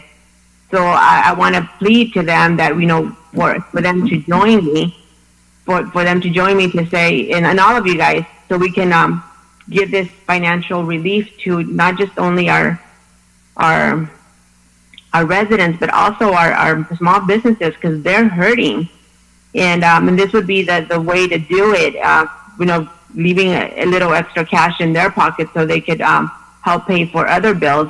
Because this is something that is only in Santa Ana. We already get that 1%. That's my understanding. And we get that 1% already from the state, coming to us for our general fund. But this 1.5%, it was something that was, it was voted by the voters, but it's something that right now I believe it would be a good policy move on our part to help our residents with this financial constraint that we're all facing. So I'm hoping, I know that we received some correspondence, for and against, and it's not something that I am, bringing up just because I'm, many of them are saying, because, some people are saying because of the recall that has nothing to do with it. I'm here to stand with our taxpayers, with our residents. So I'm hoping that you could help me direct the city manager to see, bring it back maybe at the next meeting for her to bring back options on how we could do this, to provide the financial relief that our community desperately needs. And especially our businesses, our small businesses, they're hurting. And a lot of people are shopping outside of Santa Ana, especially like where I live. I'm borderline Santa Ana and Fountain Valley. And a lot of people just go to Fountain Valley because they just, like I said, a little bit money, maybe $10 may not sound like a lot to many of you, but $10, and if you multiply it, it adds up. So I'm hoping that we could all stand in this together and stand with our taxpayers and our residents to give them that financial support right now, so they don't have to be paying this added tax that no other one in Orange County is paying. All right, thank you. Other comments on this item? Mr. Mayor, Mayor Pro Tem Villegas here, question for our city attorney. Go ahead. Madam City Attorney, so can we legally do anything with this tax measure? Suspend it, repeal it, put it on hold? Legally, where are we? Go ahead, Madam City Attorney. Oh, so sorry. So the City Council presented the general tax to the voters of your city under Proposition 218. What you actually presented to them was an ordinance, and we have carefully reviewed the city's ordinance, and the City Council did not reserve unto itself any ability to revise, extend, or suspend the sales tax. Some taxes in their ordinance, they do that. They might say the City Council shall have the discretion not to levy the full amount of the approved citizen tax, or the City Council shall have the ability to rescind. But in this case, you have a voter-approved initiative, and if you wanted to, under Elections Code Section 9222, it would allow the council to propose a distinct and separate ballot measure to the voters, but you cannot yourself repeal the tax at this time.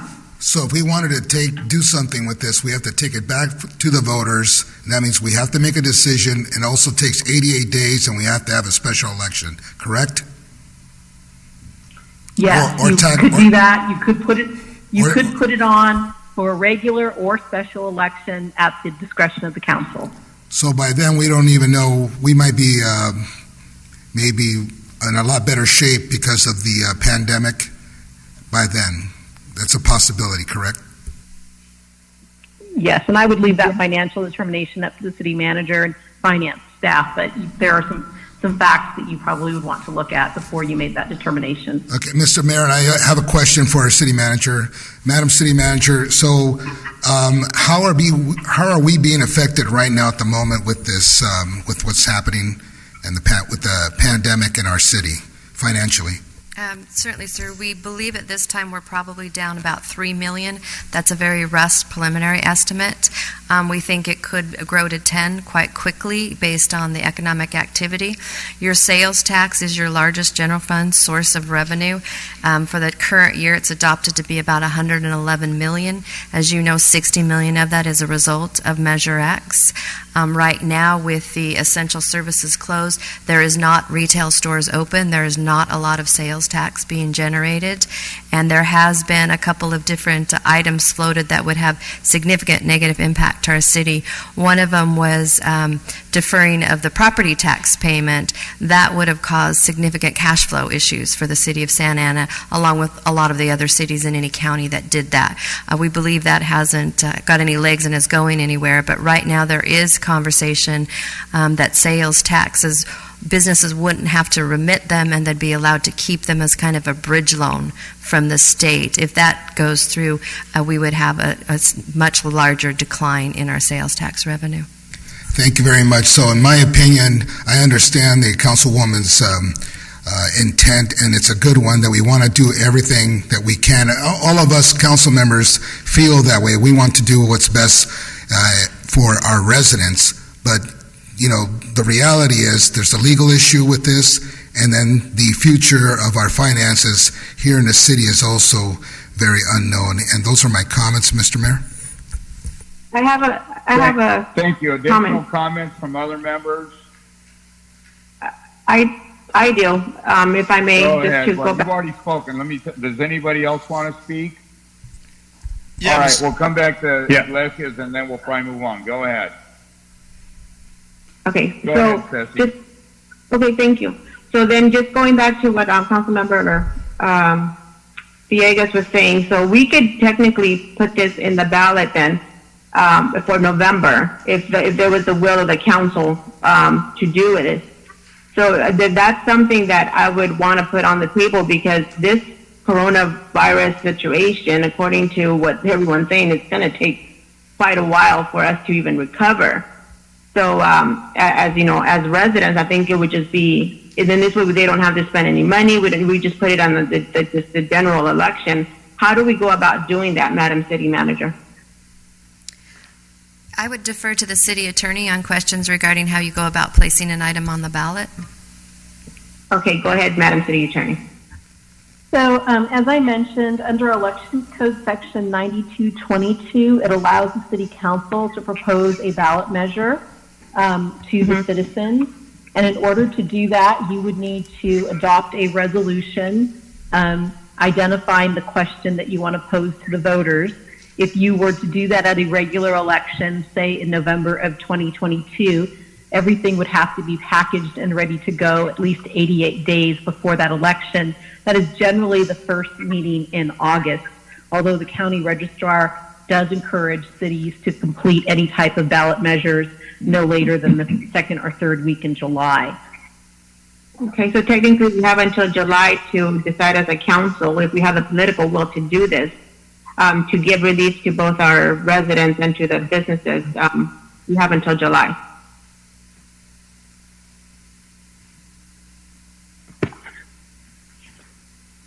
All right. So I would like, Mr. Mayor, Mayor Pro Tem Villegas, so for the city manager, how much relief actually would go to the typical average family if the tax measure were to be, suspended? Is there a guesstimation? Maybe we can come back with a guesstimation in the future? I mean... Yeah, I could do some projections. Okay, because I know nothing's going to happen tonight. So, all right, well, thank you. That's my request. All right. Mr. Mayor, so with that, right now, there's no additional discussion. Mr. Mayor, it's Councilmember Penaloza. I have a comment. Go ahead, Councilmember Penaloza. I just, I want to make sure we're very careful when we're looking at this any further, because from what I understand, what Councilwoman Iglesias wants to do is she wants to lay off the 6 park patrol officers that we hired last fall. She wants to stop the bookmobile purchases from Public Works and the library. She wants to stop the dog park. She wants to lay off the 18 police officers that we hired or that we appropriated for last month. And she wants to lay off the code enforcement officers that we hired this fiscal budget. So it would be very irresponsible to do that now because of all the things that we've appropriated for with Measure X. So those are my comments. Thank you, Mr. Mayor. That is so inappropriate for you to be saying stuff like that, David. That is not what I'm thinking. All right. Look, anybody who's not spoken. Yeah, Mr. Mayor, this is Sarmiento. Go ahead, Sarmiento. Yeah, thank you, Mr. Mayor. Look, I can appreciate what the council member is attempting to do. I think that's what all of us have been trying to do within our legal authority, and I know that when we extended a moratorium for our renters and tenants here in town, we followed and we're a little ahead of the direction that the governor made in his executive order, but we were sort of in lockstep, so we're trying to do things that are certainly within our ability to do. Trying to grant relief by rescinding or somehow circumventing the will of the voters on this Measure X tax on a Measure X tax measure is something difficult. I think to bring it back to the voters and to address it once again, I think undermines the fact that the voters spoke once already and they addressed this matter, and again. We put it to them, and they gave us direction, and now we're following the law. So at this point, I think that we could run into Prop 218 problems.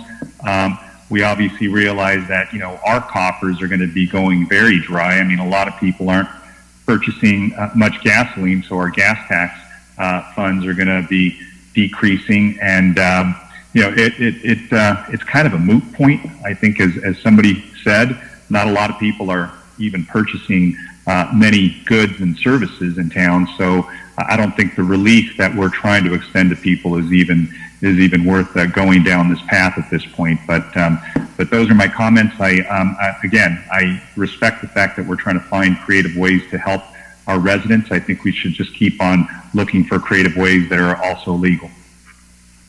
Thank you. Mr. Mayor? Let me just add this, and then let's Mr. go on Mayor? to the next item, if we may. Mr. Mayor, Councilman Becerra here. All right, go ahead, Councilmember.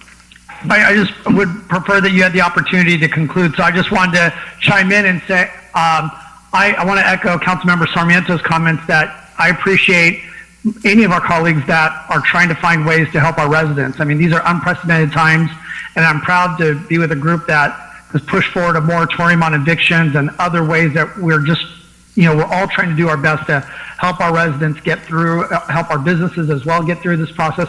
But I did have one question. I want to ask our staff, our city manager, our city attorney, did our colleague, Councilmember Iglesias, approach you about how to accomplish this? And the reason I'm asking is because I think a lot of us, just without even asking, kind of came to the conclusion that because the voters approved this, then the voters would have to be the ones that would amend this tax. So, I mean, to me, it seemed like a very cut and dry thing, but just at the very least, were you at least approached on procedure on how to do this?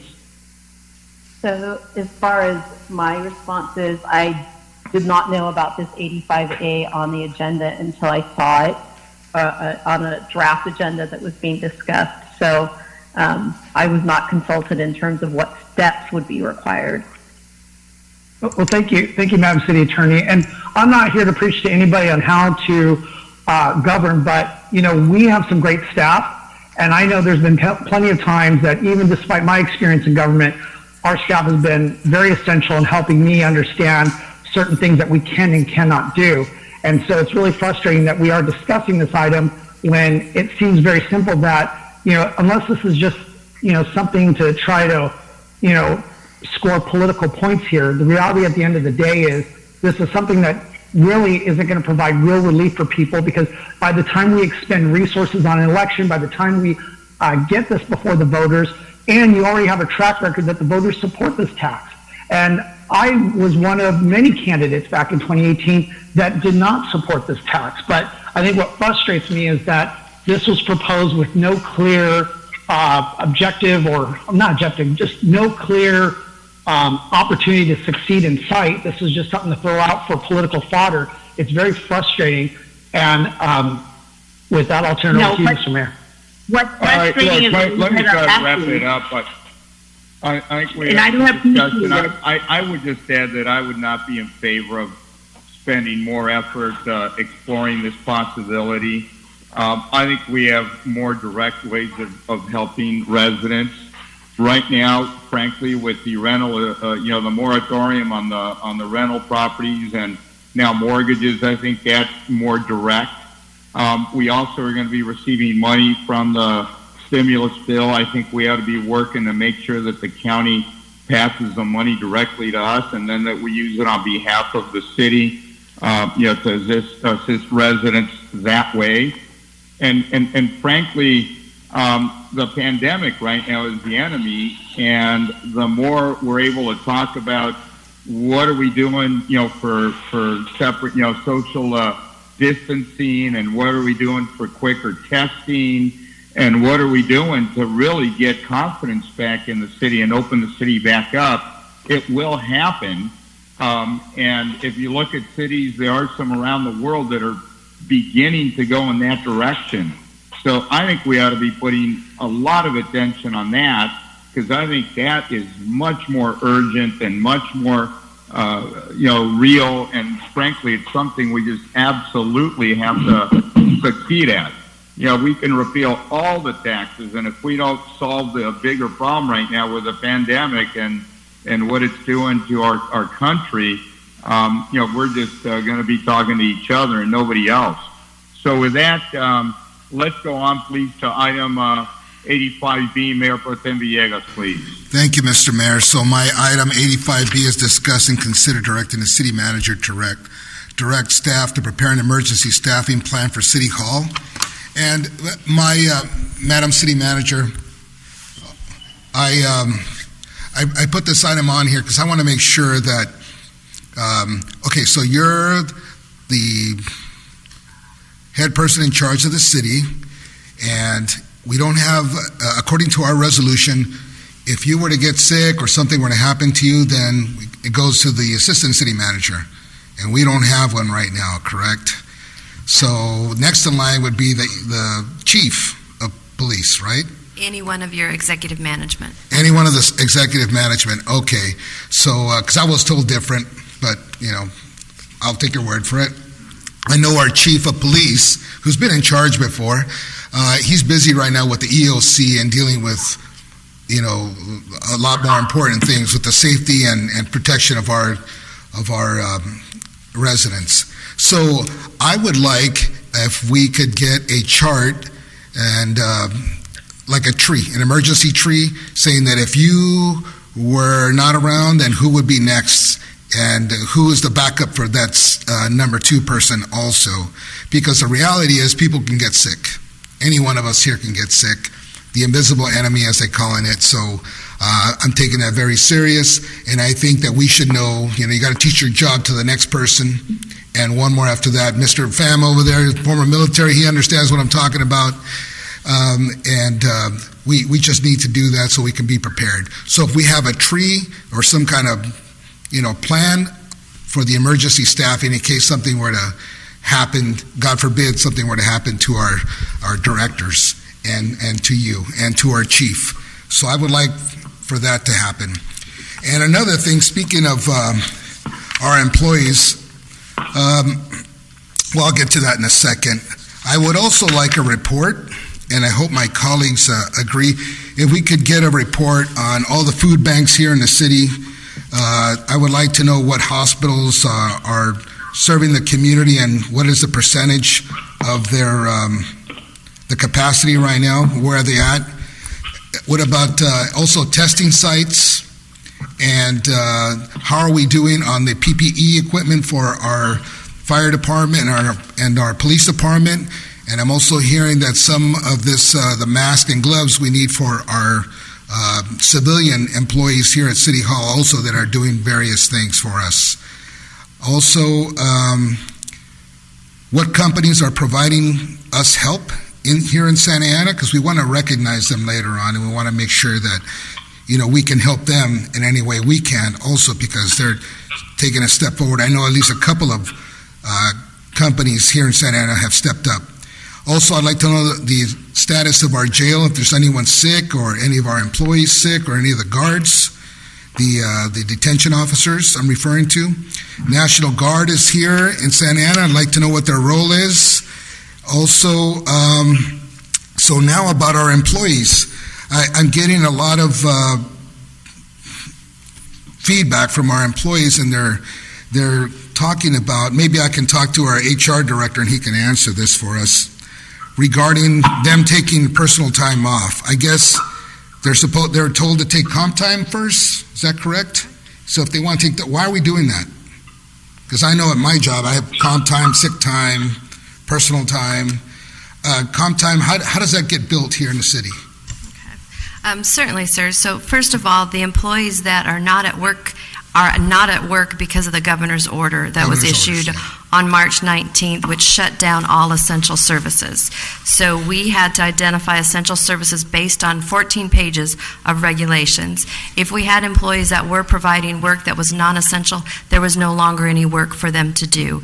And for the safety of the employees that are still working and the safety of the public, they were directed to stay home. It started back then. They were placed for 2 weeks on paid leave. That was right out of our own pockets to do that. Cost about $2.4 million for those 2 weeks. At the end of the time, met with the unions, told them that I would make a decision at 2 weeks' time. I was hoping I would be able to bring all the employees back. But the governor's order still stands. We don't have work for those employees, so they can't come to work. So of the group that are staying home now, the part-timers are inactive and are able to get unemployment benefits benefits, which we're self-insured, so we fully fund that as well.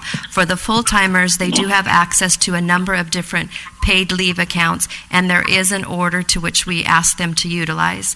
We have received feedback from one of the larger unions. SEIU has asked us to consider shifting the order a little bit under some personal necessity, and we are looking into that right now. Yeah, that would be great, and I hope my colleagues agree with me on this, that if they could use their personal necessity time first, and then vacation, and then comp time, that would be a big help. I don't know why they're asking for it. I mean, time is time, but I guess, the HR director has his, reasons why he wants to use that first, but time is time. So if they want to use that, I mean, we're trying to do everything we can. I try to put myself in their place, and I mean, I've never been laid off. I've always worked. I've always had employment. I think I was off for 1 month, maybe I think 33 days since I left the military in my entire life. So I don't know that experience, and I feel for them, and I think all of our my colleagues on the council, we feel for them. We want to do everything we can for them, and I mean, if this helps, be great. I know there's a thing that's called there's unemployment, and then there's underemployment, correct? That's another thing they can apply for, and I know a stimulus check is coming. I want to do what we can for them is what I would like to do. If there's employees, if there's employees that could go out and help our senior citizens in some way or another, or help, because we're in the people business here. We're in the people business, and our residents mean a lot to us, and our employees mean a lot to us. A lot of the employees here at the City of Santa Ana live in Santa Ana, and we need to make sure that we do what we can for them. So, I've just encouraged the staff and your leadership, if we could continue to look at it, because things are changing. This is, I know we've never, experienced this before. Thank God, I know that the chief, myself, and Chief Valentin, Chief Henry from OCFA, and yourself, Madam City Manager, and Mr. Steve Reiner, we all got together from EOC, and we had been working to make sure that we had money and support from Washington, D.C. to make sure that things are going well for us. And, thank God we had been working on that. But that day came out of nowhere. We kept talking about a fire, a flood, an earthquake. Nobody ever thought a pandemic. And so this is a learning lesson for many of us. And I would just like a little more information and a little more attention to our colleagues, a little more attention to our employees to see what we can do. I know it's tough. This is very tough. And I know that all of our executive management and the city manager's office, they all care very much about our employees. But in some instances, our hands are tied on this. And it's very difficult. And my heart goes out to them. But I believe that I speak for the entire council that we will continue to do what we can for them. And I open it up for my colleagues for any questions or comments. Mayor Pro Tem? Yes, Madam City Manager. I know we kind of ventured off the topic on the 85B, but in regards to those other list of items that you have questions on, I have answers readily available for most of those. So if you want to speak with me, always I'm there. If you have questions for me, 24/7, email, phone calls, text messages.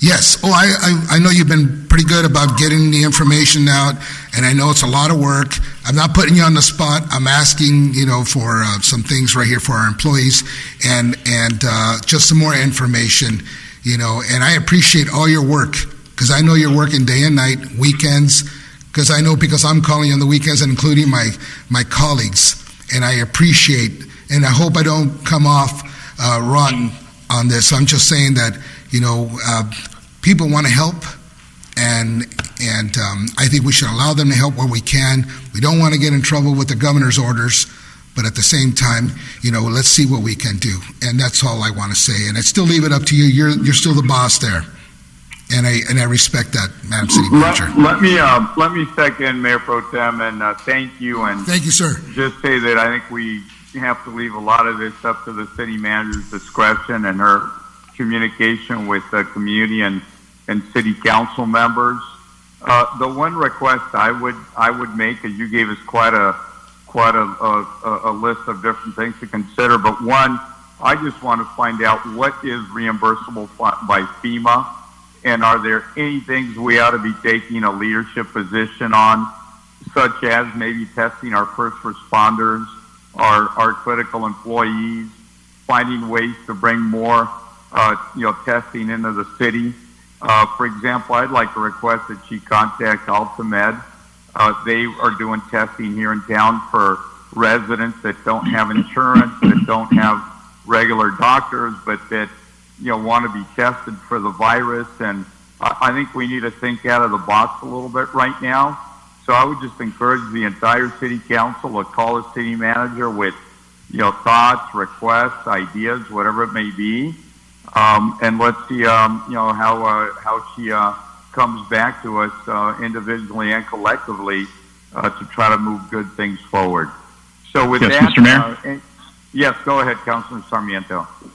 Yeah, thank you. And I wanted to thank Mayor Pro Tem for bringing this before us. And I agree with almost everything that was mentioned. I did want to add, as we thank people, let's make sure we thank the good work that the city manager has done with some of the help that she's extended to our city family and city employees. I know that as we first learned of this, the first thing we wanted to do is give relief to our residents, and that was absolutely the right thing to do. But we want to make sure that we don't forget about our employees in this. And I think to the extent that we can, do as much as we can, and maybe even engage our lobbyists, both federal and state, a little bit more, because we're in this uncomfortable position that the financial threshold for cities to receive direct assistance is to have a population of 500,000 or more, and to receive direct assistance when you have 300 employees or less, and we fit none of those categories. So to the extent we can move some of those thresholds to benefit and help us, that would be something that right now we need their ability to advocate strongly on our behalf. I do want to say that I agree with Mayor Pro Tem when he talks about some of these earned benefits or these earned bank times that folks have. The sequencing, certainly is difficult, but I know that these are monies that were banked by our employees, and it's money that they put away. And so to the extent that we sequence them the way they would appreciate, and I think that is to look at maybe sick leave first, and then vacation, and then comp. I know that it may present some logistical problems, but to the extent that we try not to be too paternalistic on this and dictate what's correct for the employees, I think, again, as was mentioned, these are funds that they put away, so we want to make sure that we facilitate it, especially under these really, really difficult conditions. I don't think that anybody saw this coming. So I do think that that's something that we can do. The other one is looking at how we're kind of nimble and how we define essential versus non-essential. I know there's hopefully going to be more grant monies available out there, and folks who are able to do some grant writing to solicit those funds could be essential in these times. I know that our Public Works Director has been very forward-thinking and looking at that, and I want to thank him for that.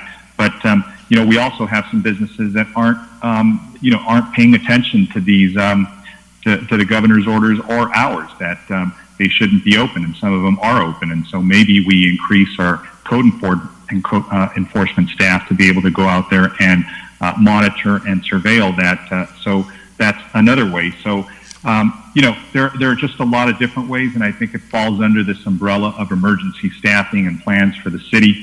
And on a positive note, let's highlight, in addition to some of the lists that I think Mayor Pro Tem was talking about, let's highlight some of the businesses that continue to operate on a takeout basis. Some of these restaurants that are doing very, very difficult work. They have folks kind of risking themselves and putting themselves and their families at risk by going out to work, and some of them don't have a choice.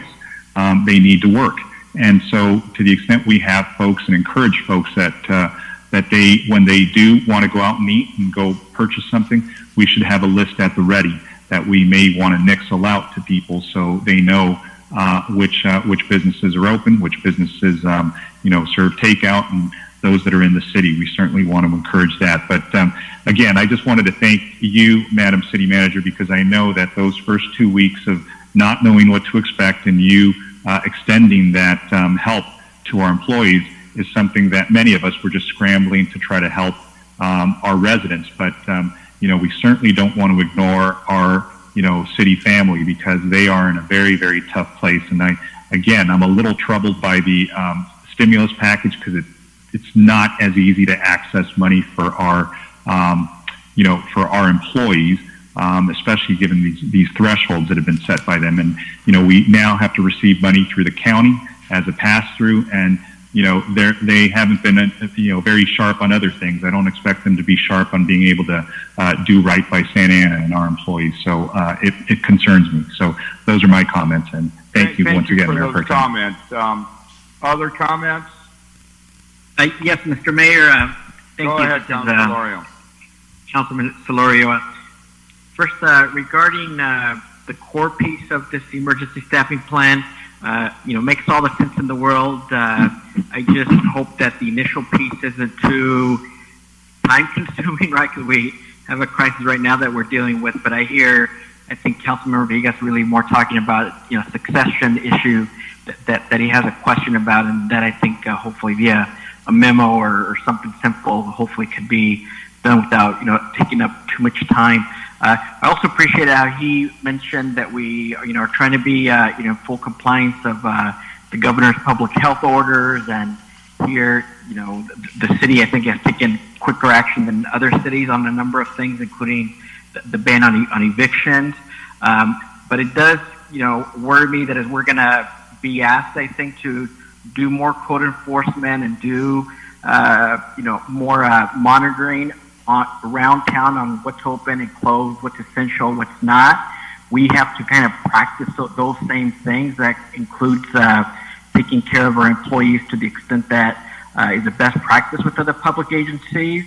But also, I, for example, heard that we still have a gym open in one of our city facilities. And I hope that's not the case, or I hope that we could close that down early. We don't need folks cleaning areas that are going to be more prone to germs or getting folks sick in town. So let's be mindful of, if we're going to lead on this, that means leading with consistency. And I also do agree with Mr. Mayor that we ought to think about some testing for our employees that might need quick access and quick results, as well as residents in town that aren't properly documented or don't have a medical plan or a doctor. And I think we need to figure out who could benefit from those tests in a way that they aren't benefiting from other opportunities. And I think it's worthwhile spending money to save those lives. Thank you. Thank you. Any other thoughts?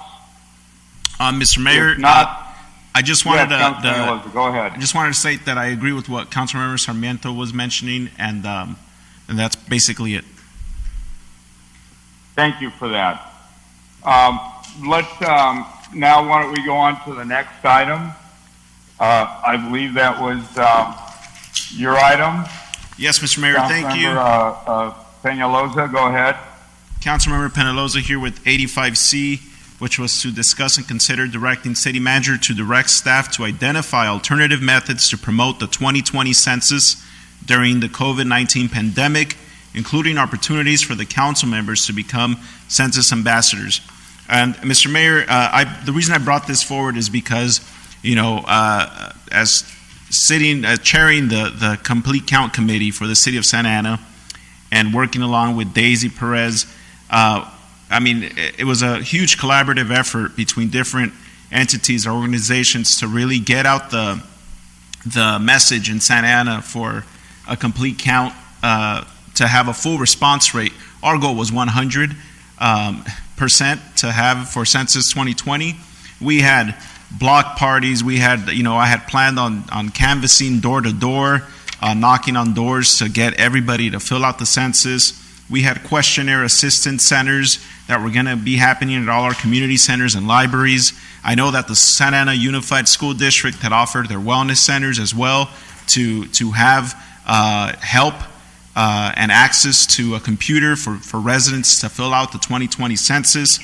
And all these things that we had been planning for the last 8 months, just as everything else, in our surrounding communities just came to a screeching halt and are now forbidden.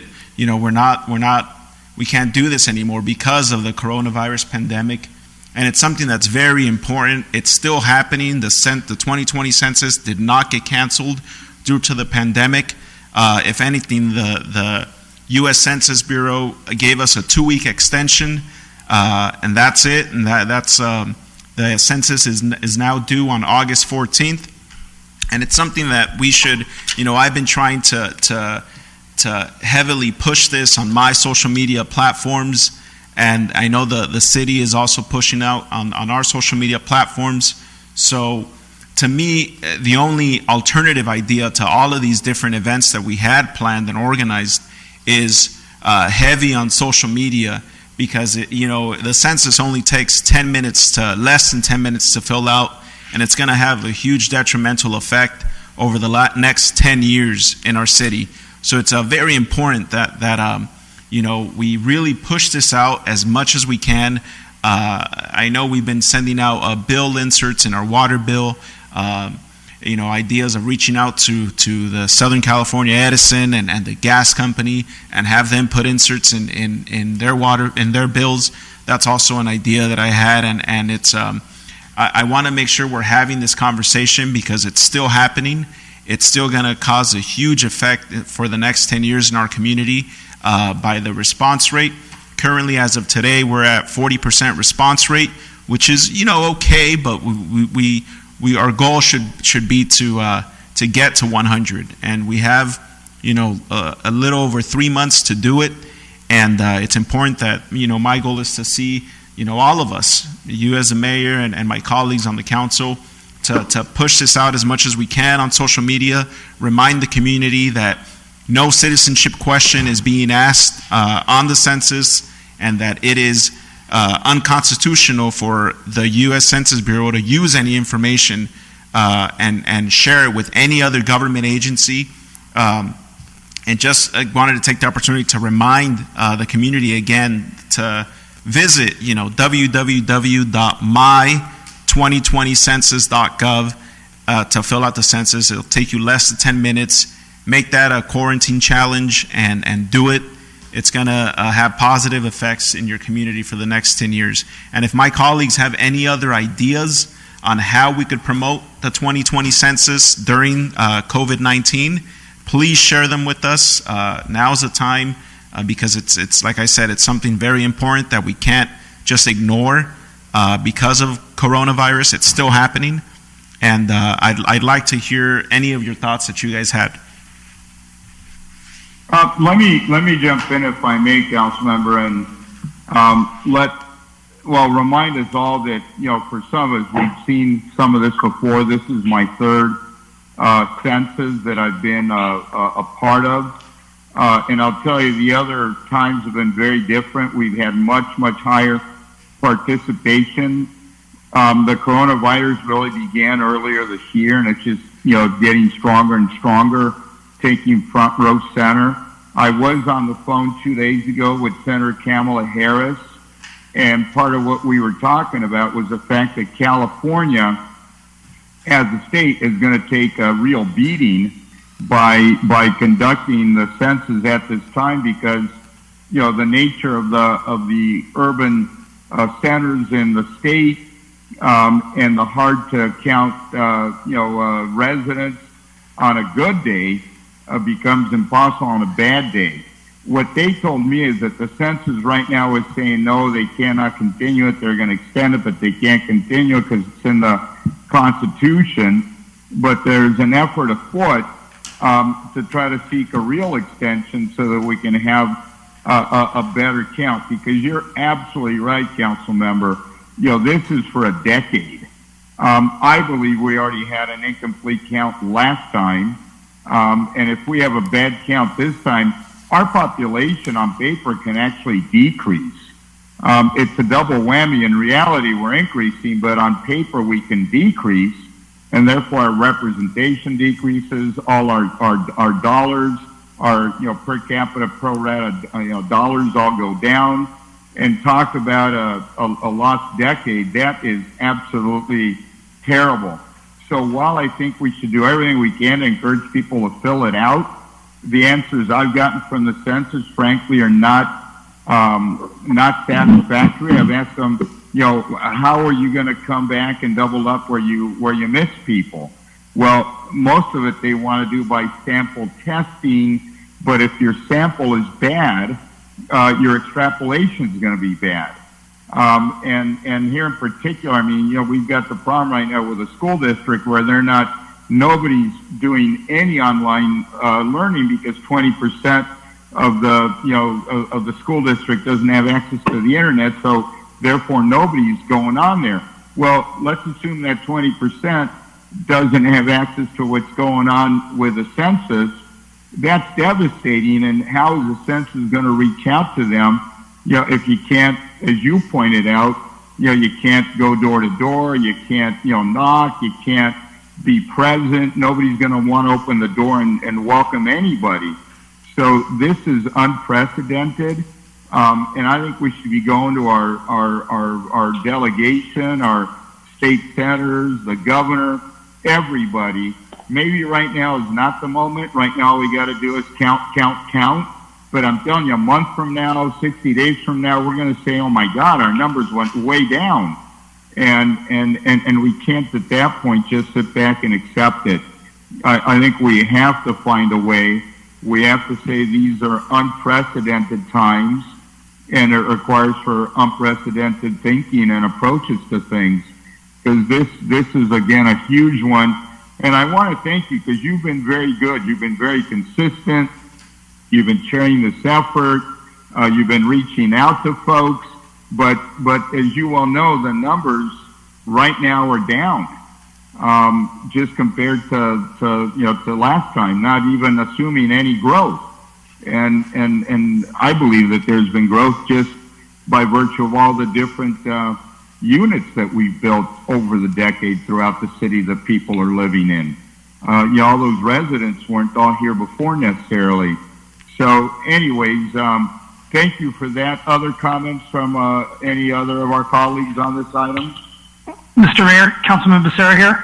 Go ahead. I want to thank Councilmember Penaloza for bringing this forward. And Mr. Mayor, your comments definitely on point when it comes to we need to reach out to our delegation out there to get the resources that we need to really push out the effort to be counted. And it always strikes me as odd when I'm driving on the freeway and I see the sign for Anaheim and it shows a higher population than we have.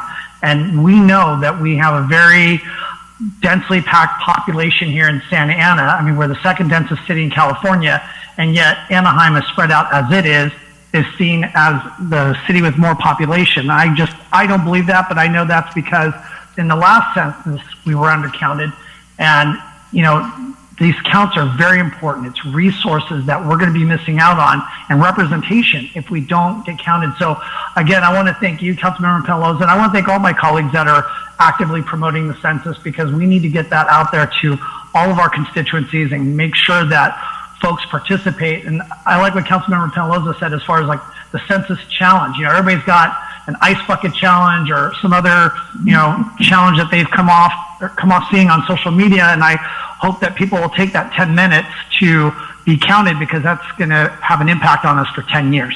Thank you, Mr. Mayor. Thank you. Other comments? Mr. Mayor? Yes, go ahead, Councilmember Penaloza. Go ahead. And that was, I listened to what you were saying, and that was my whole purpose of putting it on here, is that I know that whether it's at the county, state, or federal level, they're looking at different ways and potential ways of how to address this as it's happening. But today, currently, nothing's been said, and they're all just conversations. and it's still happening. So it's going to take all of us to really put our resources together and again come up with these creative ways to promote that the census is still happening and it's going on today as it stands. So so thank you for those comments, though. It's important that you know, my wish was to see if I could get a commitment from my council colleagues to use their own platforms on social media to push this as much as we can. I know in 2010 we had a 67.8% response rate, which is, you know, it looks like my middle school report card. It was a D. So, you know, I got straight A's in high school later on, but that was. You said we're at 40%. Right now we're at 40%, and we're, you know, a couple weeks in, and we have until August 14th, which was a 2-week extension that the Census Bureau already gave us. So if you guys have any other ideas, please share them with us. August 14th, correct? Yes. It was originally so August 1st. Go on a 4th March. And if I know that my desire is to also see a heavy paid push on social media on our accounts, City of Santa Ana Facebook page, City of Santa Ana Instagram page, YouTube advertisements. We're gonna need to see that money that was gonna be used for all these events repurposed to funding these sponsored content to promote the census in our city. If there's support for that, I'd like to see that move forward because it is online now. It's the first time it's online, and it's an easy way to get it out there. Mr. Mayor? And I would ask Mr. Mayor, Manager May to come back with a plan that would do that. But our real challenge is how do we get to those people that, you know, that 20% that is not online? You know, I know it's hard for people to imagine they exist, but they do exist. And that's the real challenge. I mean, they'll just never appear anywhere. So let's try to get creative. But thank you for that, Council Member. Mr. Mayor? Now, are you ready for our attention to the Housing Authority or more thoughts? No, Mr. Mayor, just if we can. Go ahead, please. Thank you. And look, to the extent that you know, we give support to the council member, I think that you and I have lived through a previous census. I didn't realize you lived through 3. I've only lived through 1. This is my third one. This is the third one. So we know how difficult it is to count our community, because our community, as we just mentioned, you know, earlier, went on another agenda item. You know, not all of them have access to online media. So just to put something out on a nixle or try to reach them that way, that's a pretty simple way to do it, but it's not really the best way to do it, because a lot of our folks, you know, just from our experience in 2010, this is a very hard to reach, hard to count community. And I think what everybody said about, you know, Anaheim and Santa Ana, I think our numbers are much, much closer. That disparity between the two cities is very, I think, overstated. I think a lot of folks, you know, as you will remember, the census questionnaire had a citizenship question on it that was first proposed. People still think that's on there. And those are our folks who are monolingual Spanish speakers, folks who haven't been informed, and folks who are undocumented, and they all count. And so, you know, and even our unhoused population, all of them count. So those are very hard to reach, to get them to fill something out, to sign on, because they're all so fearful of sharing their confidential information that could be shared with other agencies that could put them at risk. So there needs to be a real trust factor. And one of the things I was going to mention, as we're messaging on COVID, maybe it's a lesson that we learned for the census, that you know, sending out nixles are great, and you know, the mayor, you know, the mayor's videos, and I appreciate him sending those, don't reach everybody.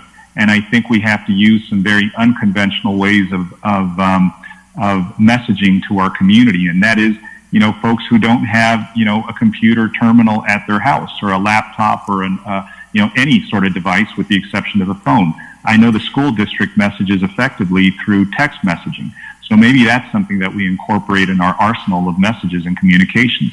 But even things as basic as print press, as basic as radio, a lot of our community still uses those methods of media just to get their information. So those are things that we need to continue not ignoring, because folks still use them. And I don't want us to get too comfortable with, just simply pushing out an email, because that doesn't reach everybody here.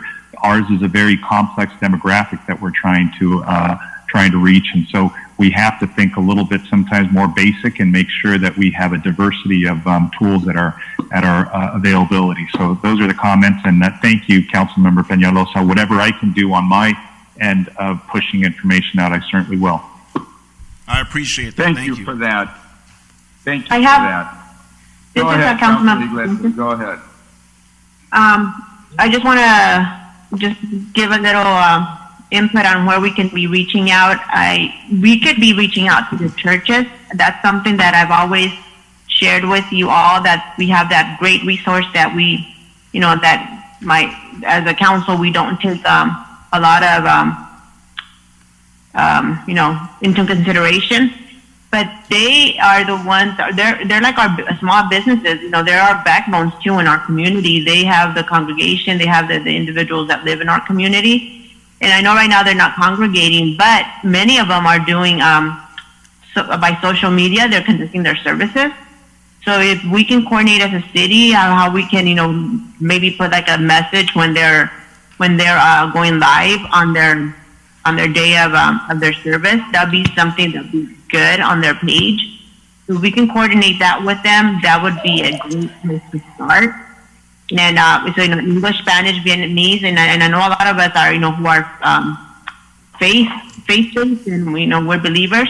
We are still connected that way, so that would be a good mechanism for us to look into. Thank you for that. In the past, we have had, the whole faith community as part of the Complete Count Committee. All faiths. I know when we had our celebration recently of, the 150-year anniversary, we had a lot of different faiths. I think that's a point well taken, Council Member. We should, through our collective efforts, reach out to everybody within the faith community, because ultimately this is about counting everybody. Your numbers only get good when they're accurate. As long as you're missing gaps, you're in a terrible, terrible, terrible place, because the people are going to be here to be serviced, but the money's not going to be here to service them. So you're going to have a diminishing amount of money to spread out to a greater need. And that's a very, very bad combination. So thank you for that again. Mr. Mayor, let's go to the Housing Authority, if I may. Mr. Mayor, if I could just... Yes, Councilor Solorio, go ahead. Peñalosa, if I could just add to that, to Councilwoman Iglesias' comment, thank you for bringing up the church idea. As in the Complete Count Committee, we actually had some representatives that, I believe it was the Templo Calvario were there, and the Diocese of Orange, and the Catholic Diocese of Orange, and some other, one of the Vietnamese church groups were there as well. They sat in all the meetings, and that was the idea, to have comments at every service, mass, whatever it was, before or after. So it was definitely a direction we were heading in, but I personally hadn't thought of that, of having them do it on their live feed now that they're going that direction, which is great. So thank you for that. And Daisy is I'm sure taking notes to make sure that we reach out to those church groups. So thank you. That's it, Mr. Mayor. Thank you for that. Let's go on to the Housing Authority then. I would call the Housing Authority into order. And Madam Clerk, let's go ahead and conduct a roll call vote.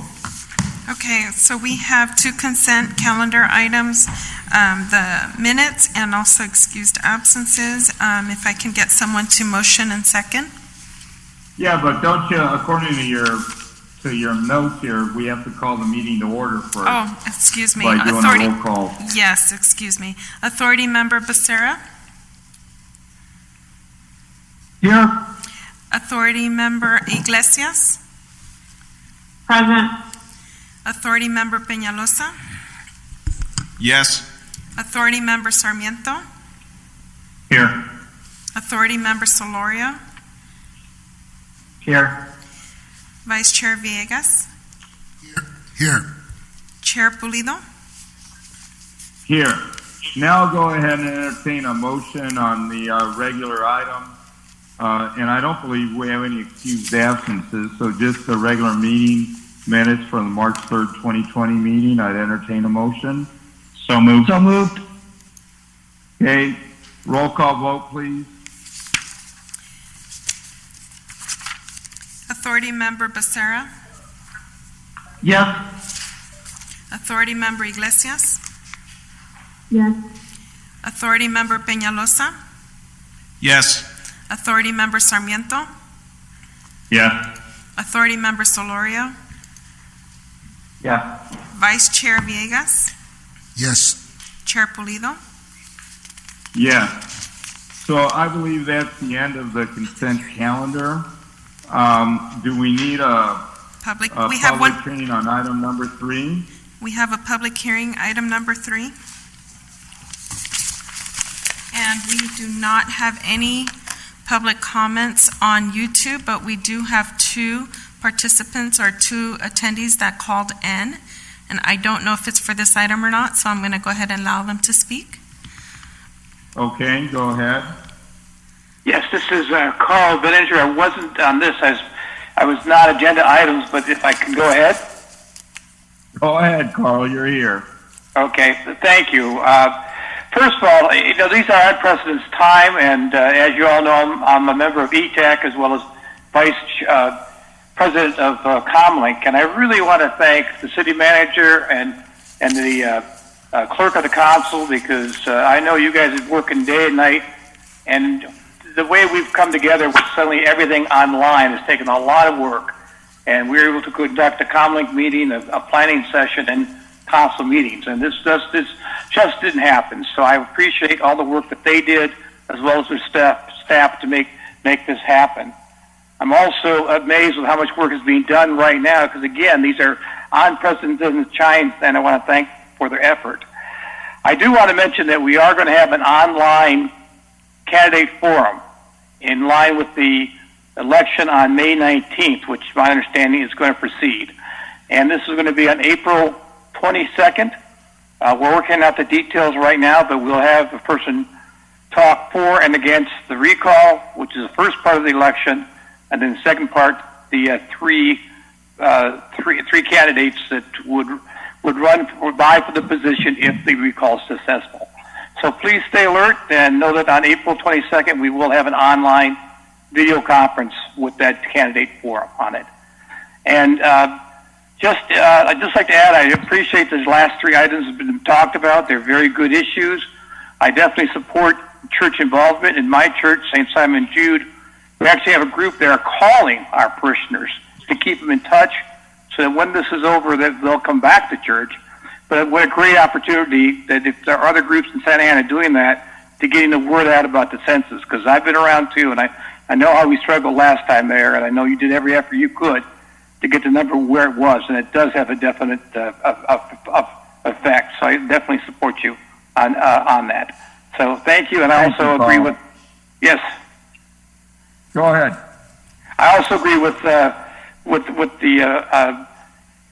Mr. Councilman Vegas, the fact that the succession plans very important to me when I worked in the chemical industry, that we had backup people that could move in at any given notice, and it also helped us that when we had to move people quickly, we knew who our replacements were. So I definitely support that. So with that, thank you. Thank you. Who's the other speaker, Madam Clerk? The next speaker, please state your name and state whether or not, well, you have 3 minutes to provide your comment.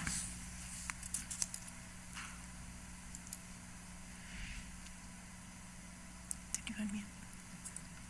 You're unmuted if you would like to speak at this time.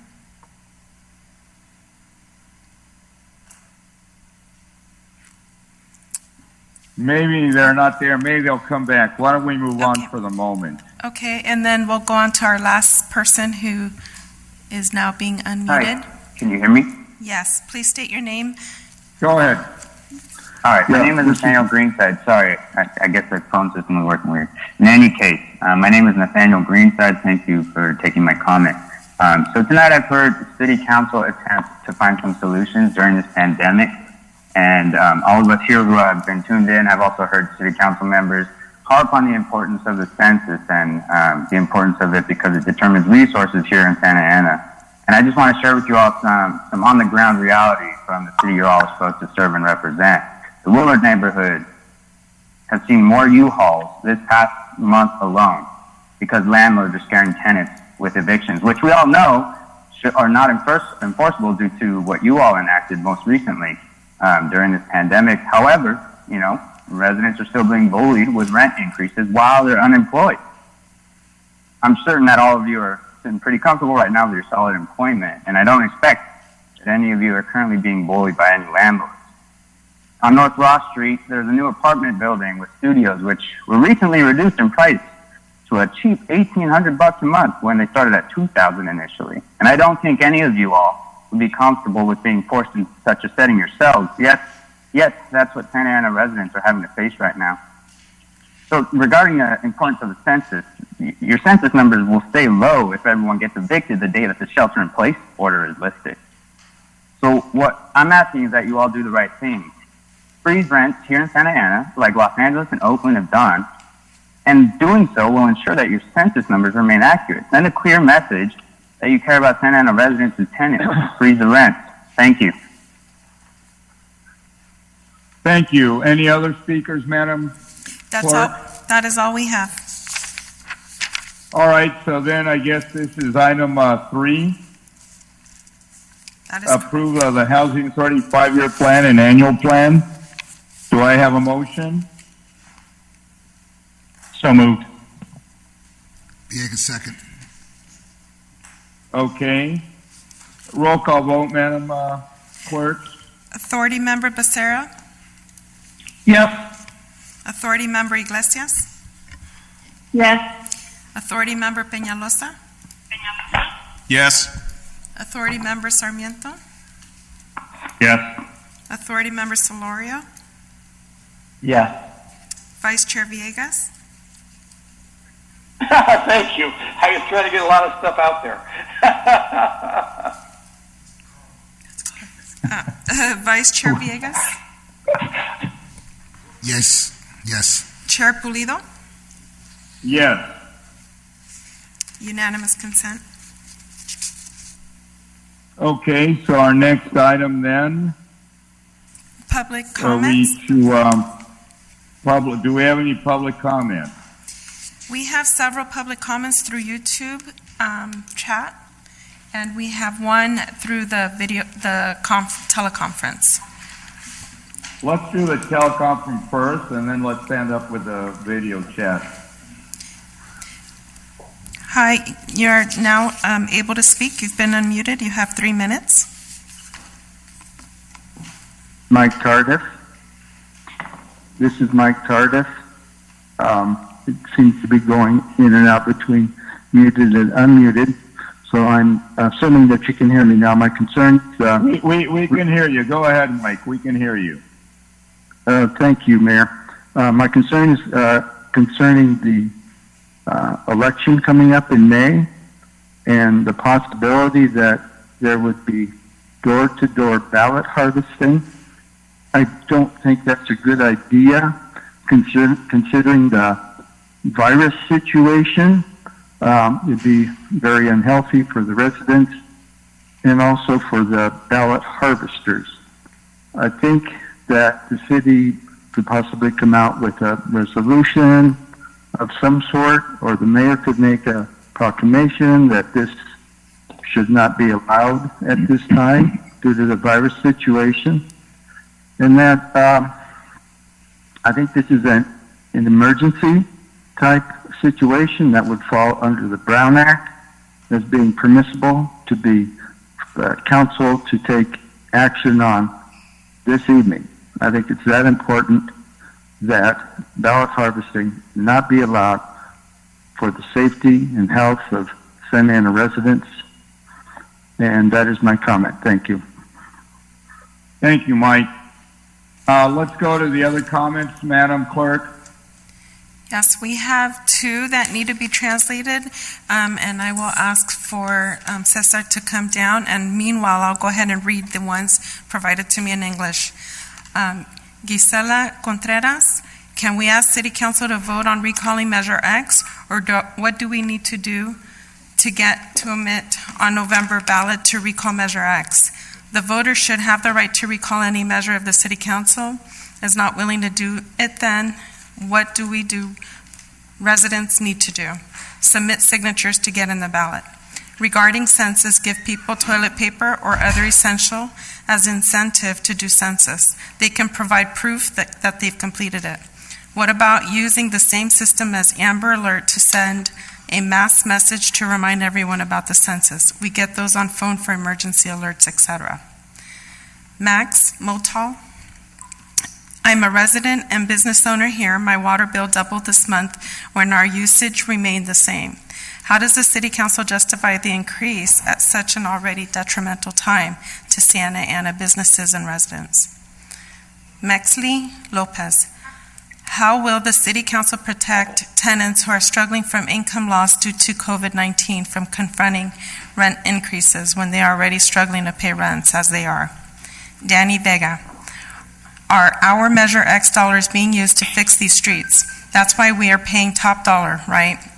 Say for public record, does the city recommend we report businesses like nail salons that are still open or soccer games being played at the park? If so, what number should we call? Maria Ceja, will there be a specific COVID-19 rental assistance program that includes all Santa Ana residents? How will you further protections for tenants facing job income security? Valeria Esqueda, my name is Valeria Esqueda.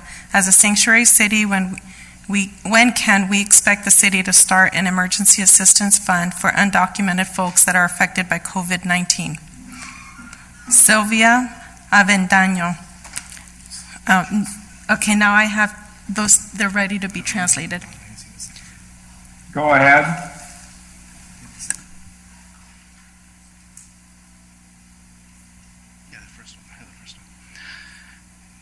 Sylvia Avedaño, is there a plan for a moratorium on rent increase and the creation of a fund to help the people affected by the pandemic, regardless of immigration status?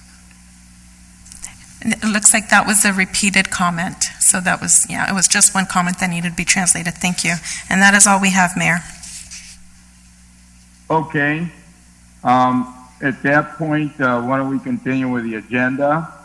I think now is the city manager comment. Thank you, sir. Just a few comments. I echo what everybody has said tonight. We definitely are in unprecedented times, and it's evolving very rapidly. And just in a little over 3 weeks, under your leadership, we have declared a local emergency. We have activated our EOC. We have closed down community centers, the library, the zoo, park amenities, and public counters, and other non-essential services. Currently, there are 458 employees that have no work to perform and are at home, and that consists of 114 full-time employees and 344 part-time employees. We are keeping slightly over 1,000 employees still working while we provide the necessary protection for their health and safety as they do so. We have gone to virtual meetings. This one actually turned out very well, so kudos to the city clerk on that.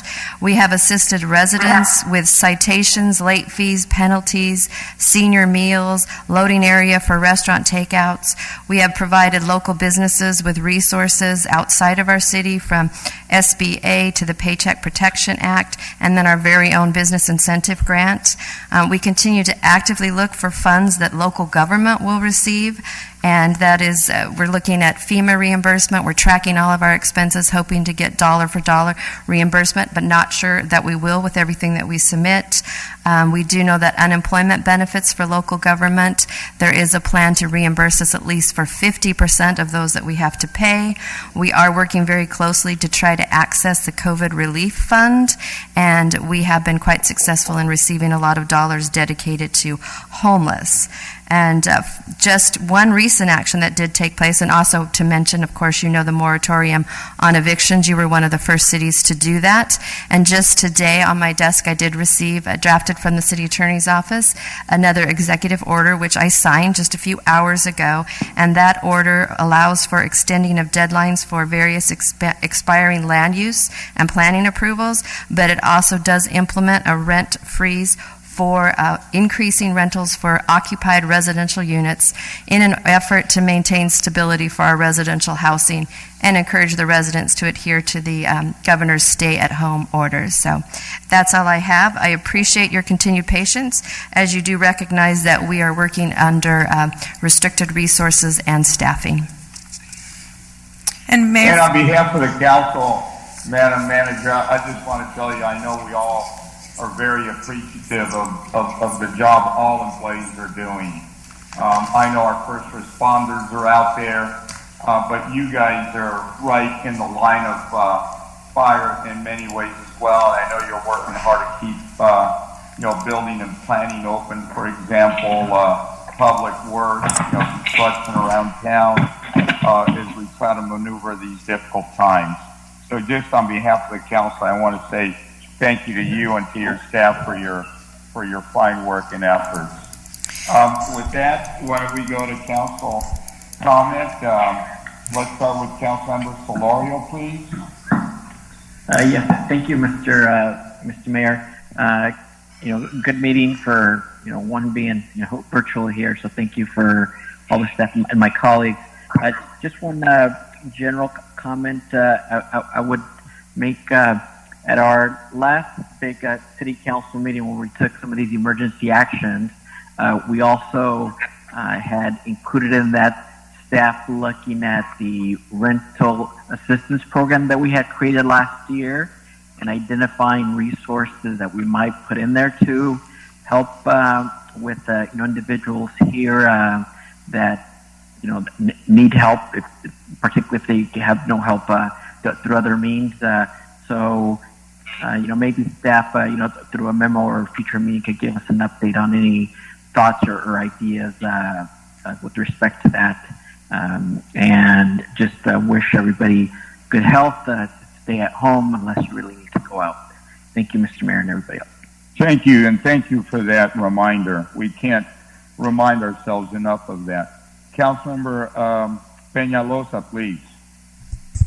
Thank you, Mr. Mayor. I just wanted, since we're not having meetings, public open meetings with people here, we won't get a chance to do this, but I just wanted to recognize that April is Sexual Assault Awareness Month, and just keeping in mind that during COVID-19 and stay-at-home orders, a lot of people are stuck at home, and their safe place was usually work, school, and now they're forced to the confinements of their own home.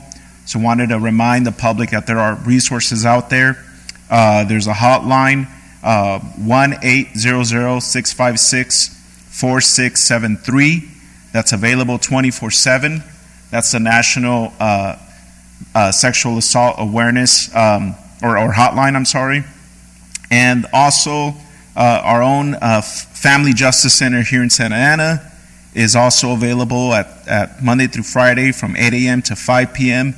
at 714-222-3207. These are all important resources to remind the public that are available in times of crisis, and there are people out there to help. With that said, I also want to again remind everybody about the 2020 census. Again, visit www.my2020census.gov. And just wanted to thank staff for wrapping our heads around this virtual reality thing that we got going on here. I don't know how long it's going to last, but I'm hoping it's over soon. And remind everybody to please stay home, stay safe, and hopefully we could, we're all in this together and we could get over this soon. So thank you, and good night. Thank you for those words. Councilmember Iglesias, please. Thank you, Mr. Mayor. I just want to thank staff for all of their diligent work that they've provided this meeting. It went pretty smoothly. I want to, give props to them. Also, I want to ask the city manager if you could meet with the individuals who have stated their concerns about the rent freeze. I know that there's a lot of them that want a rent freeze, but I still don't understand the concept behind it, the rent freeze, what they're really asking for. I think they said they stated some things have happened like in LA and in Oakland. So if that's something that you could speak to them and get more information, just for my purposes, I would really appreciate it. Another thing I would like to just remind everyone, I know that one thing, I appreciate what the mayor is doing with his videos, but if there's a way for the city manager to do daily updates on what's going on, I think that's something that the community has been asking for. They feel that, we don't communicate with them as much as we should. I know we put a lot of things on our website in Nixle, but as stated before, not everyone has it. And but through social media, I believe, Christine, I think you would be very effective if you could be the one that could be. That would be, my council colleagues would have to agree, but I think it's something that as the one managing our city, and you have like more contact because you're there every day with the CEO from the county. If that's something that you could do more on a daily basis, because our community wants updates, and it seems that we just get our updates from other individuals instead of getting it from you directly. But so I believe that the city residents would really appreciate it. So if that's something that could be done, I would really encourage it. And another thing I would just like to say, everyone, I know that there were like a lot of concerns with the parks being closed and everything. I mean, not being closed, but now that they're closed for, residents, we have to be more proactive as a city, how we're going to deal with the transients. The transients are taking over our city. So there has to be a plan in place on how we're going to address that. I believe that's something that should be coming from the chief of police. Is there a plan that you guys have, deploying more officers? So if that would be something that would be benefit to our city, because when I drive around the city, I see a lot of transients everywhere. They're taking over, and then our law-abiding residents are, we're stuck inside our house because we're abiding by the law, and we want a shelter in place to consider others. But it's not right for us to be inside while our city's being taken over by sometimes criminal behavior by some of these transients. So I would ask that if the chief can give us a plan on how they're addressing that would be greatly appreciated. But with all this said, I just want to wish everyone a happy Easter. I've always been a woman of faith, and I always remember the things that when it comes to remembering what we have to be thankful for. And I know I'm thankful that we're here and we're dealing with this situation the way we are. But Easter's coming, so I wish everyone a happy Easter, and just remember there's a reason why we're all here, and God has everything under control. So just want to remind everyone to have a good time on Easter Sunday with your family as much as you can, and be kind to everyone, and may God continue blessing everyone, and just have a wonderful weekend, and we'll be seeing each other again hopefully soon, I hope. But in the meantime, I just want to thank everyone for your continued support on everything that we're doing with the city, and let us know how we can continue supporting our residents. Thank you. Thank you, Councilwoman. Now let's go on to the other side, even though we're not sitting there. I'm going to start with Councilmember Becerra, please. Thank you, Mr. Mayor. I just wanted to take this opportunity to thank all of our city workers who are continuing to serve our community during these unprecedented times. I also wanted to thank our city manager for announcing those emergency executive orders this evening. Our city is such a wonderful place, and with residents helping residents and businesses helping out where they can, one business that I wanted to take this opportunity to highlight is the Blinking Owl Distillery for converting their distillery's production of distilled spirits into hand sanitizer, and on top of that, providing a large order to our city, which really helps our folks out. And with that, I'd just like to say, please stay safe, Santa Ana, so that we can flatten that curve and enjoy our amenities soon. Thank you. Thank you very much. Councilmember Sarmiento, please. Yes, thank you, Mr. Mayor. And I just wanted to, thank and appreciate what the city manager has done, and obviously all of her staff, but especially under her leadership, because she was called to do some very, very complex things in a short period of time. I don't think she ever signed up for having to deal with the pandemic in her first year of service here with us, but we certainly know that anybody can govern and lead in easy times. It takes a special person to lead and govern during these challenging times. So thank you, Madam City Manager. And I wanted to just elaborate and touch upon the rent freeze that you spoke about. So what the rent freeze actually does is that there is a rent control state mandated law that allows for rents to be increased at a no more than 5% clip every 12 months. So you're also allowed 3% CPI on top of that. So conceivably, if one of our landlords hadn't increased that rent in the past 12 months, they could have done it during this time. I really don't think that, and I hope that our landlords wouldn't do that, but there are some that unfortunately don't have much compassion. But this will prevent that. So it is a big deal, and it's something that we're doing and we're leading, and other cities follow. Because when we passed our moratorium on not only residential evictions but commercial evictions, other cities also did the same. So it's good to lead and know that others are listening and others are watching. I wanted to just give a shout out to our staff who put together the FAQ page for folks who wanted to learn more detail, because it makes it very simple for our residents to access information.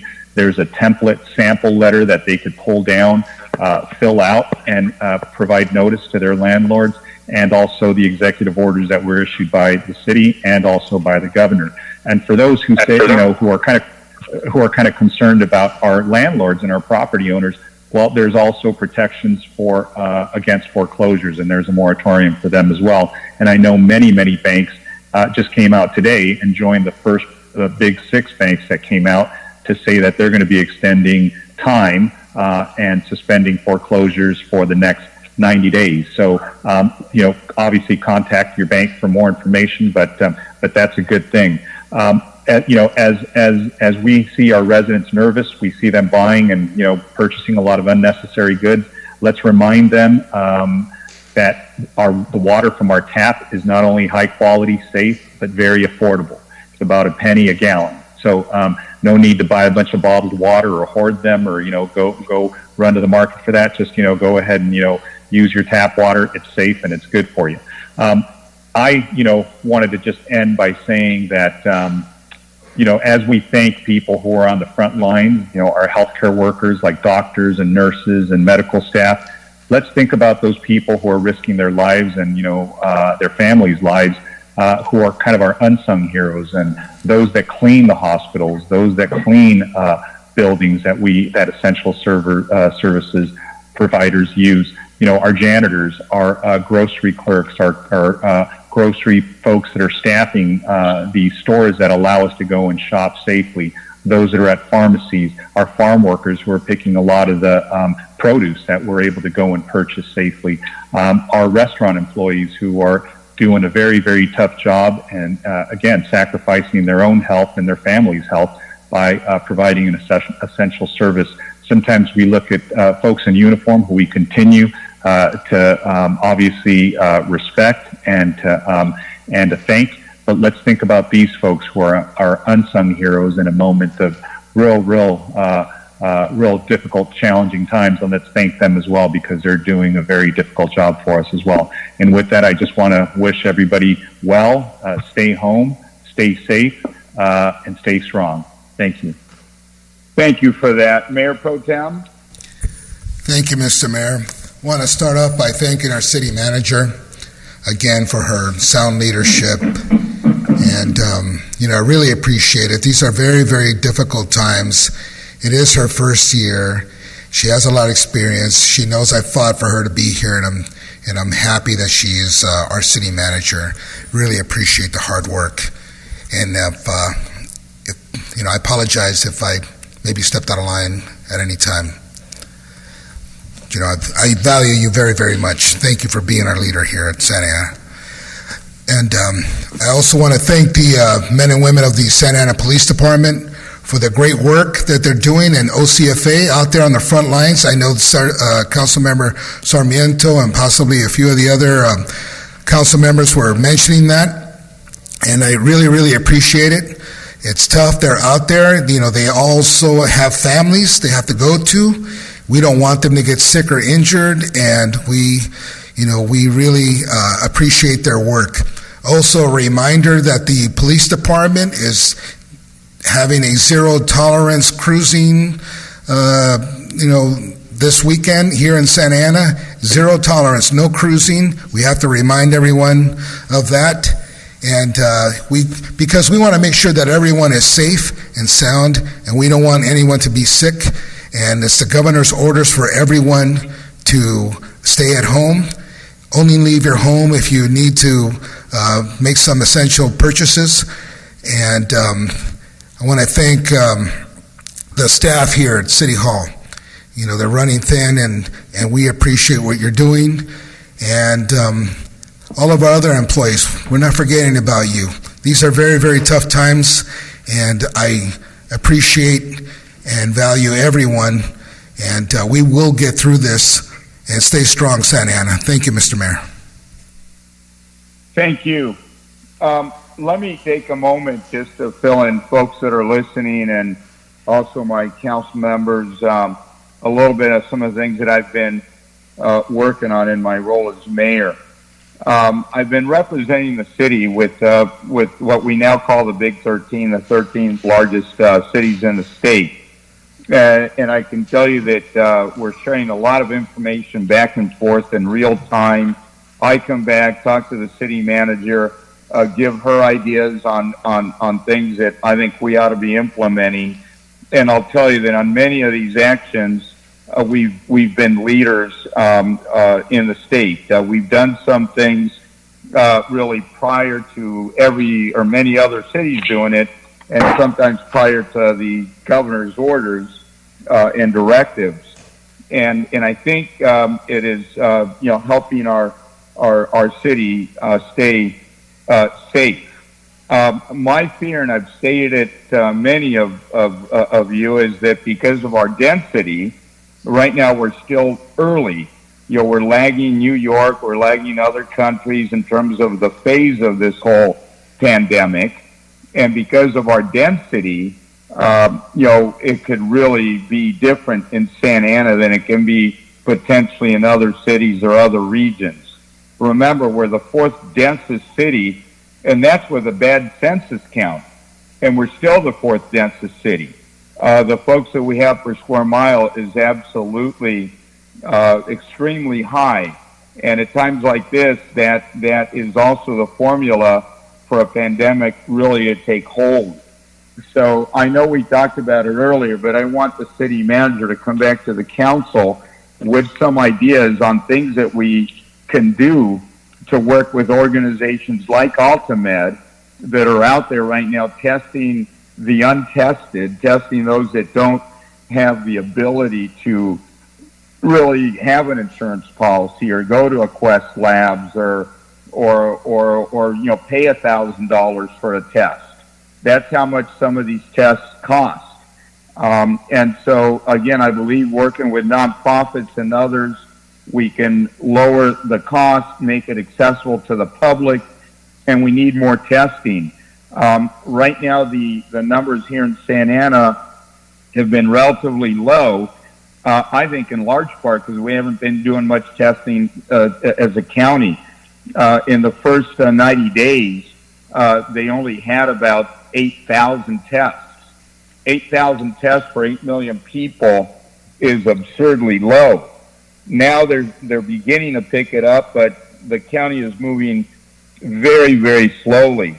So I'm trying to figure out what are other cities, what's in LA doing, what's San Diego doing, what are they doing to open up more options for the community and control, what's going on in their communities. So, to that effect, I've contacted every mayor in the county. We had one call last Thursday. We're going to have another call this Thursday. I'm going to try to get them all to communicate once a week and figure out what we can do with the united voice. One thing that I'm asking them to do right now is to make sure that this money that comes from the stimulus package, Councilmember Sarmiento mentioned it earlier specifically, and he's right on point. Money's going to come to Orange County, but it's going to stay at the Board of Supervisor level, and they can sit on it for a long, long time, and then they can take a 15% administrative fee and eventually dole it out.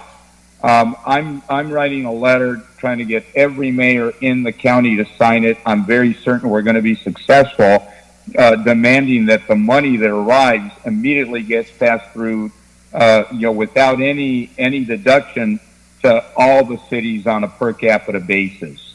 There's good support from that already, and I think that the county will have to respond and respect that. I'm also, trying to, work actively with the business community. I've had, calls already, and we have more calls coming with restaurant associations, with groups like the Chamber of Commerce, with business groups, trying to communicate with them about, how to stop the pandemic from spreading. In particular, we've come out with requests that are now becoming orders from the governor, but we went there first to tell, anybody involved in the food business to wear a mask, to wear gloves, to have the sanitizer, to be very conscious of how, the virus can travel and be transmitted.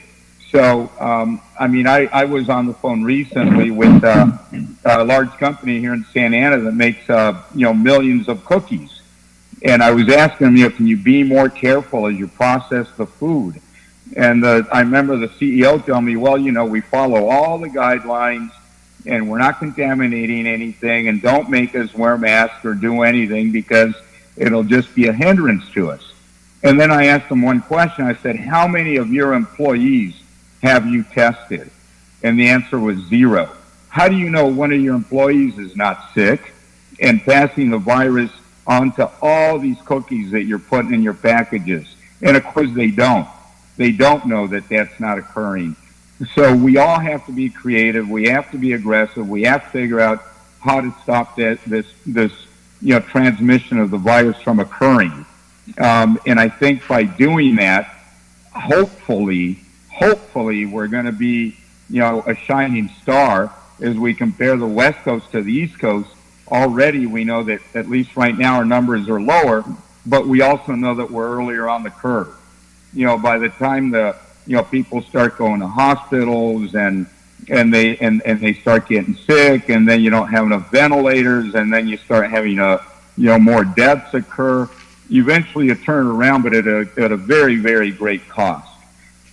So I'm trying to figure out how do we get ahead of this on the front end and do everything we possibly can to slow it down.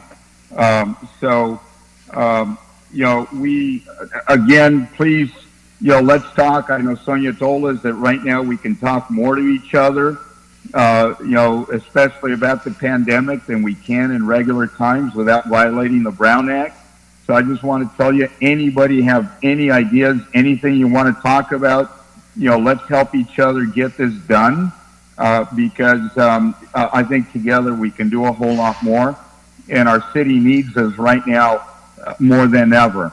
You know, many of the things we talk about are important, but they pale in comparison with what could happen if this pandemic really were to take hold here in Santa Ana.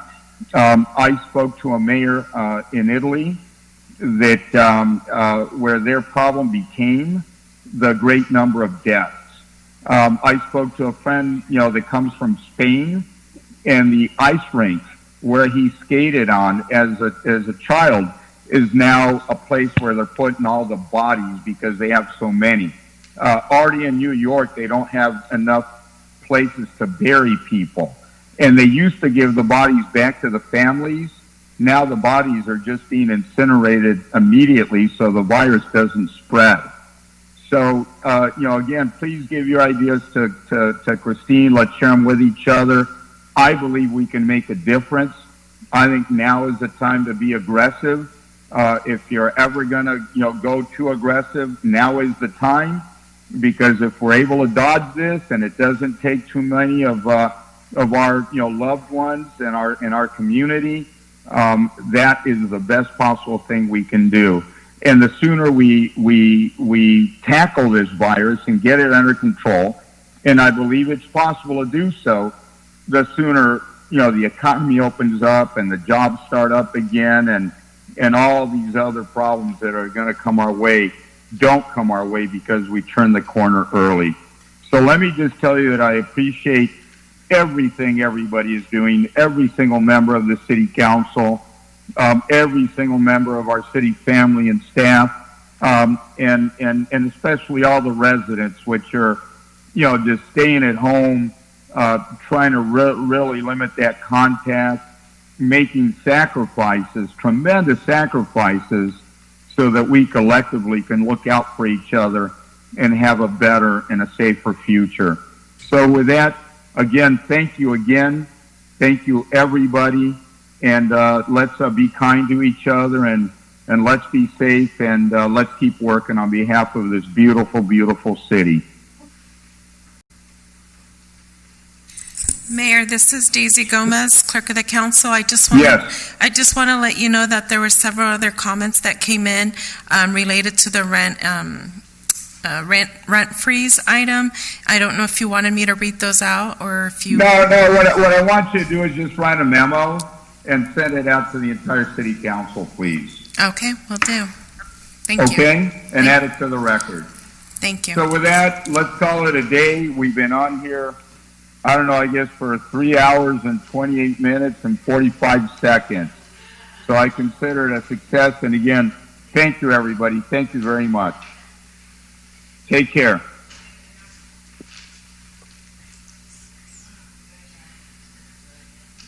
Anybody there? Staff. All right, goodbye. Bye-bye. Good night.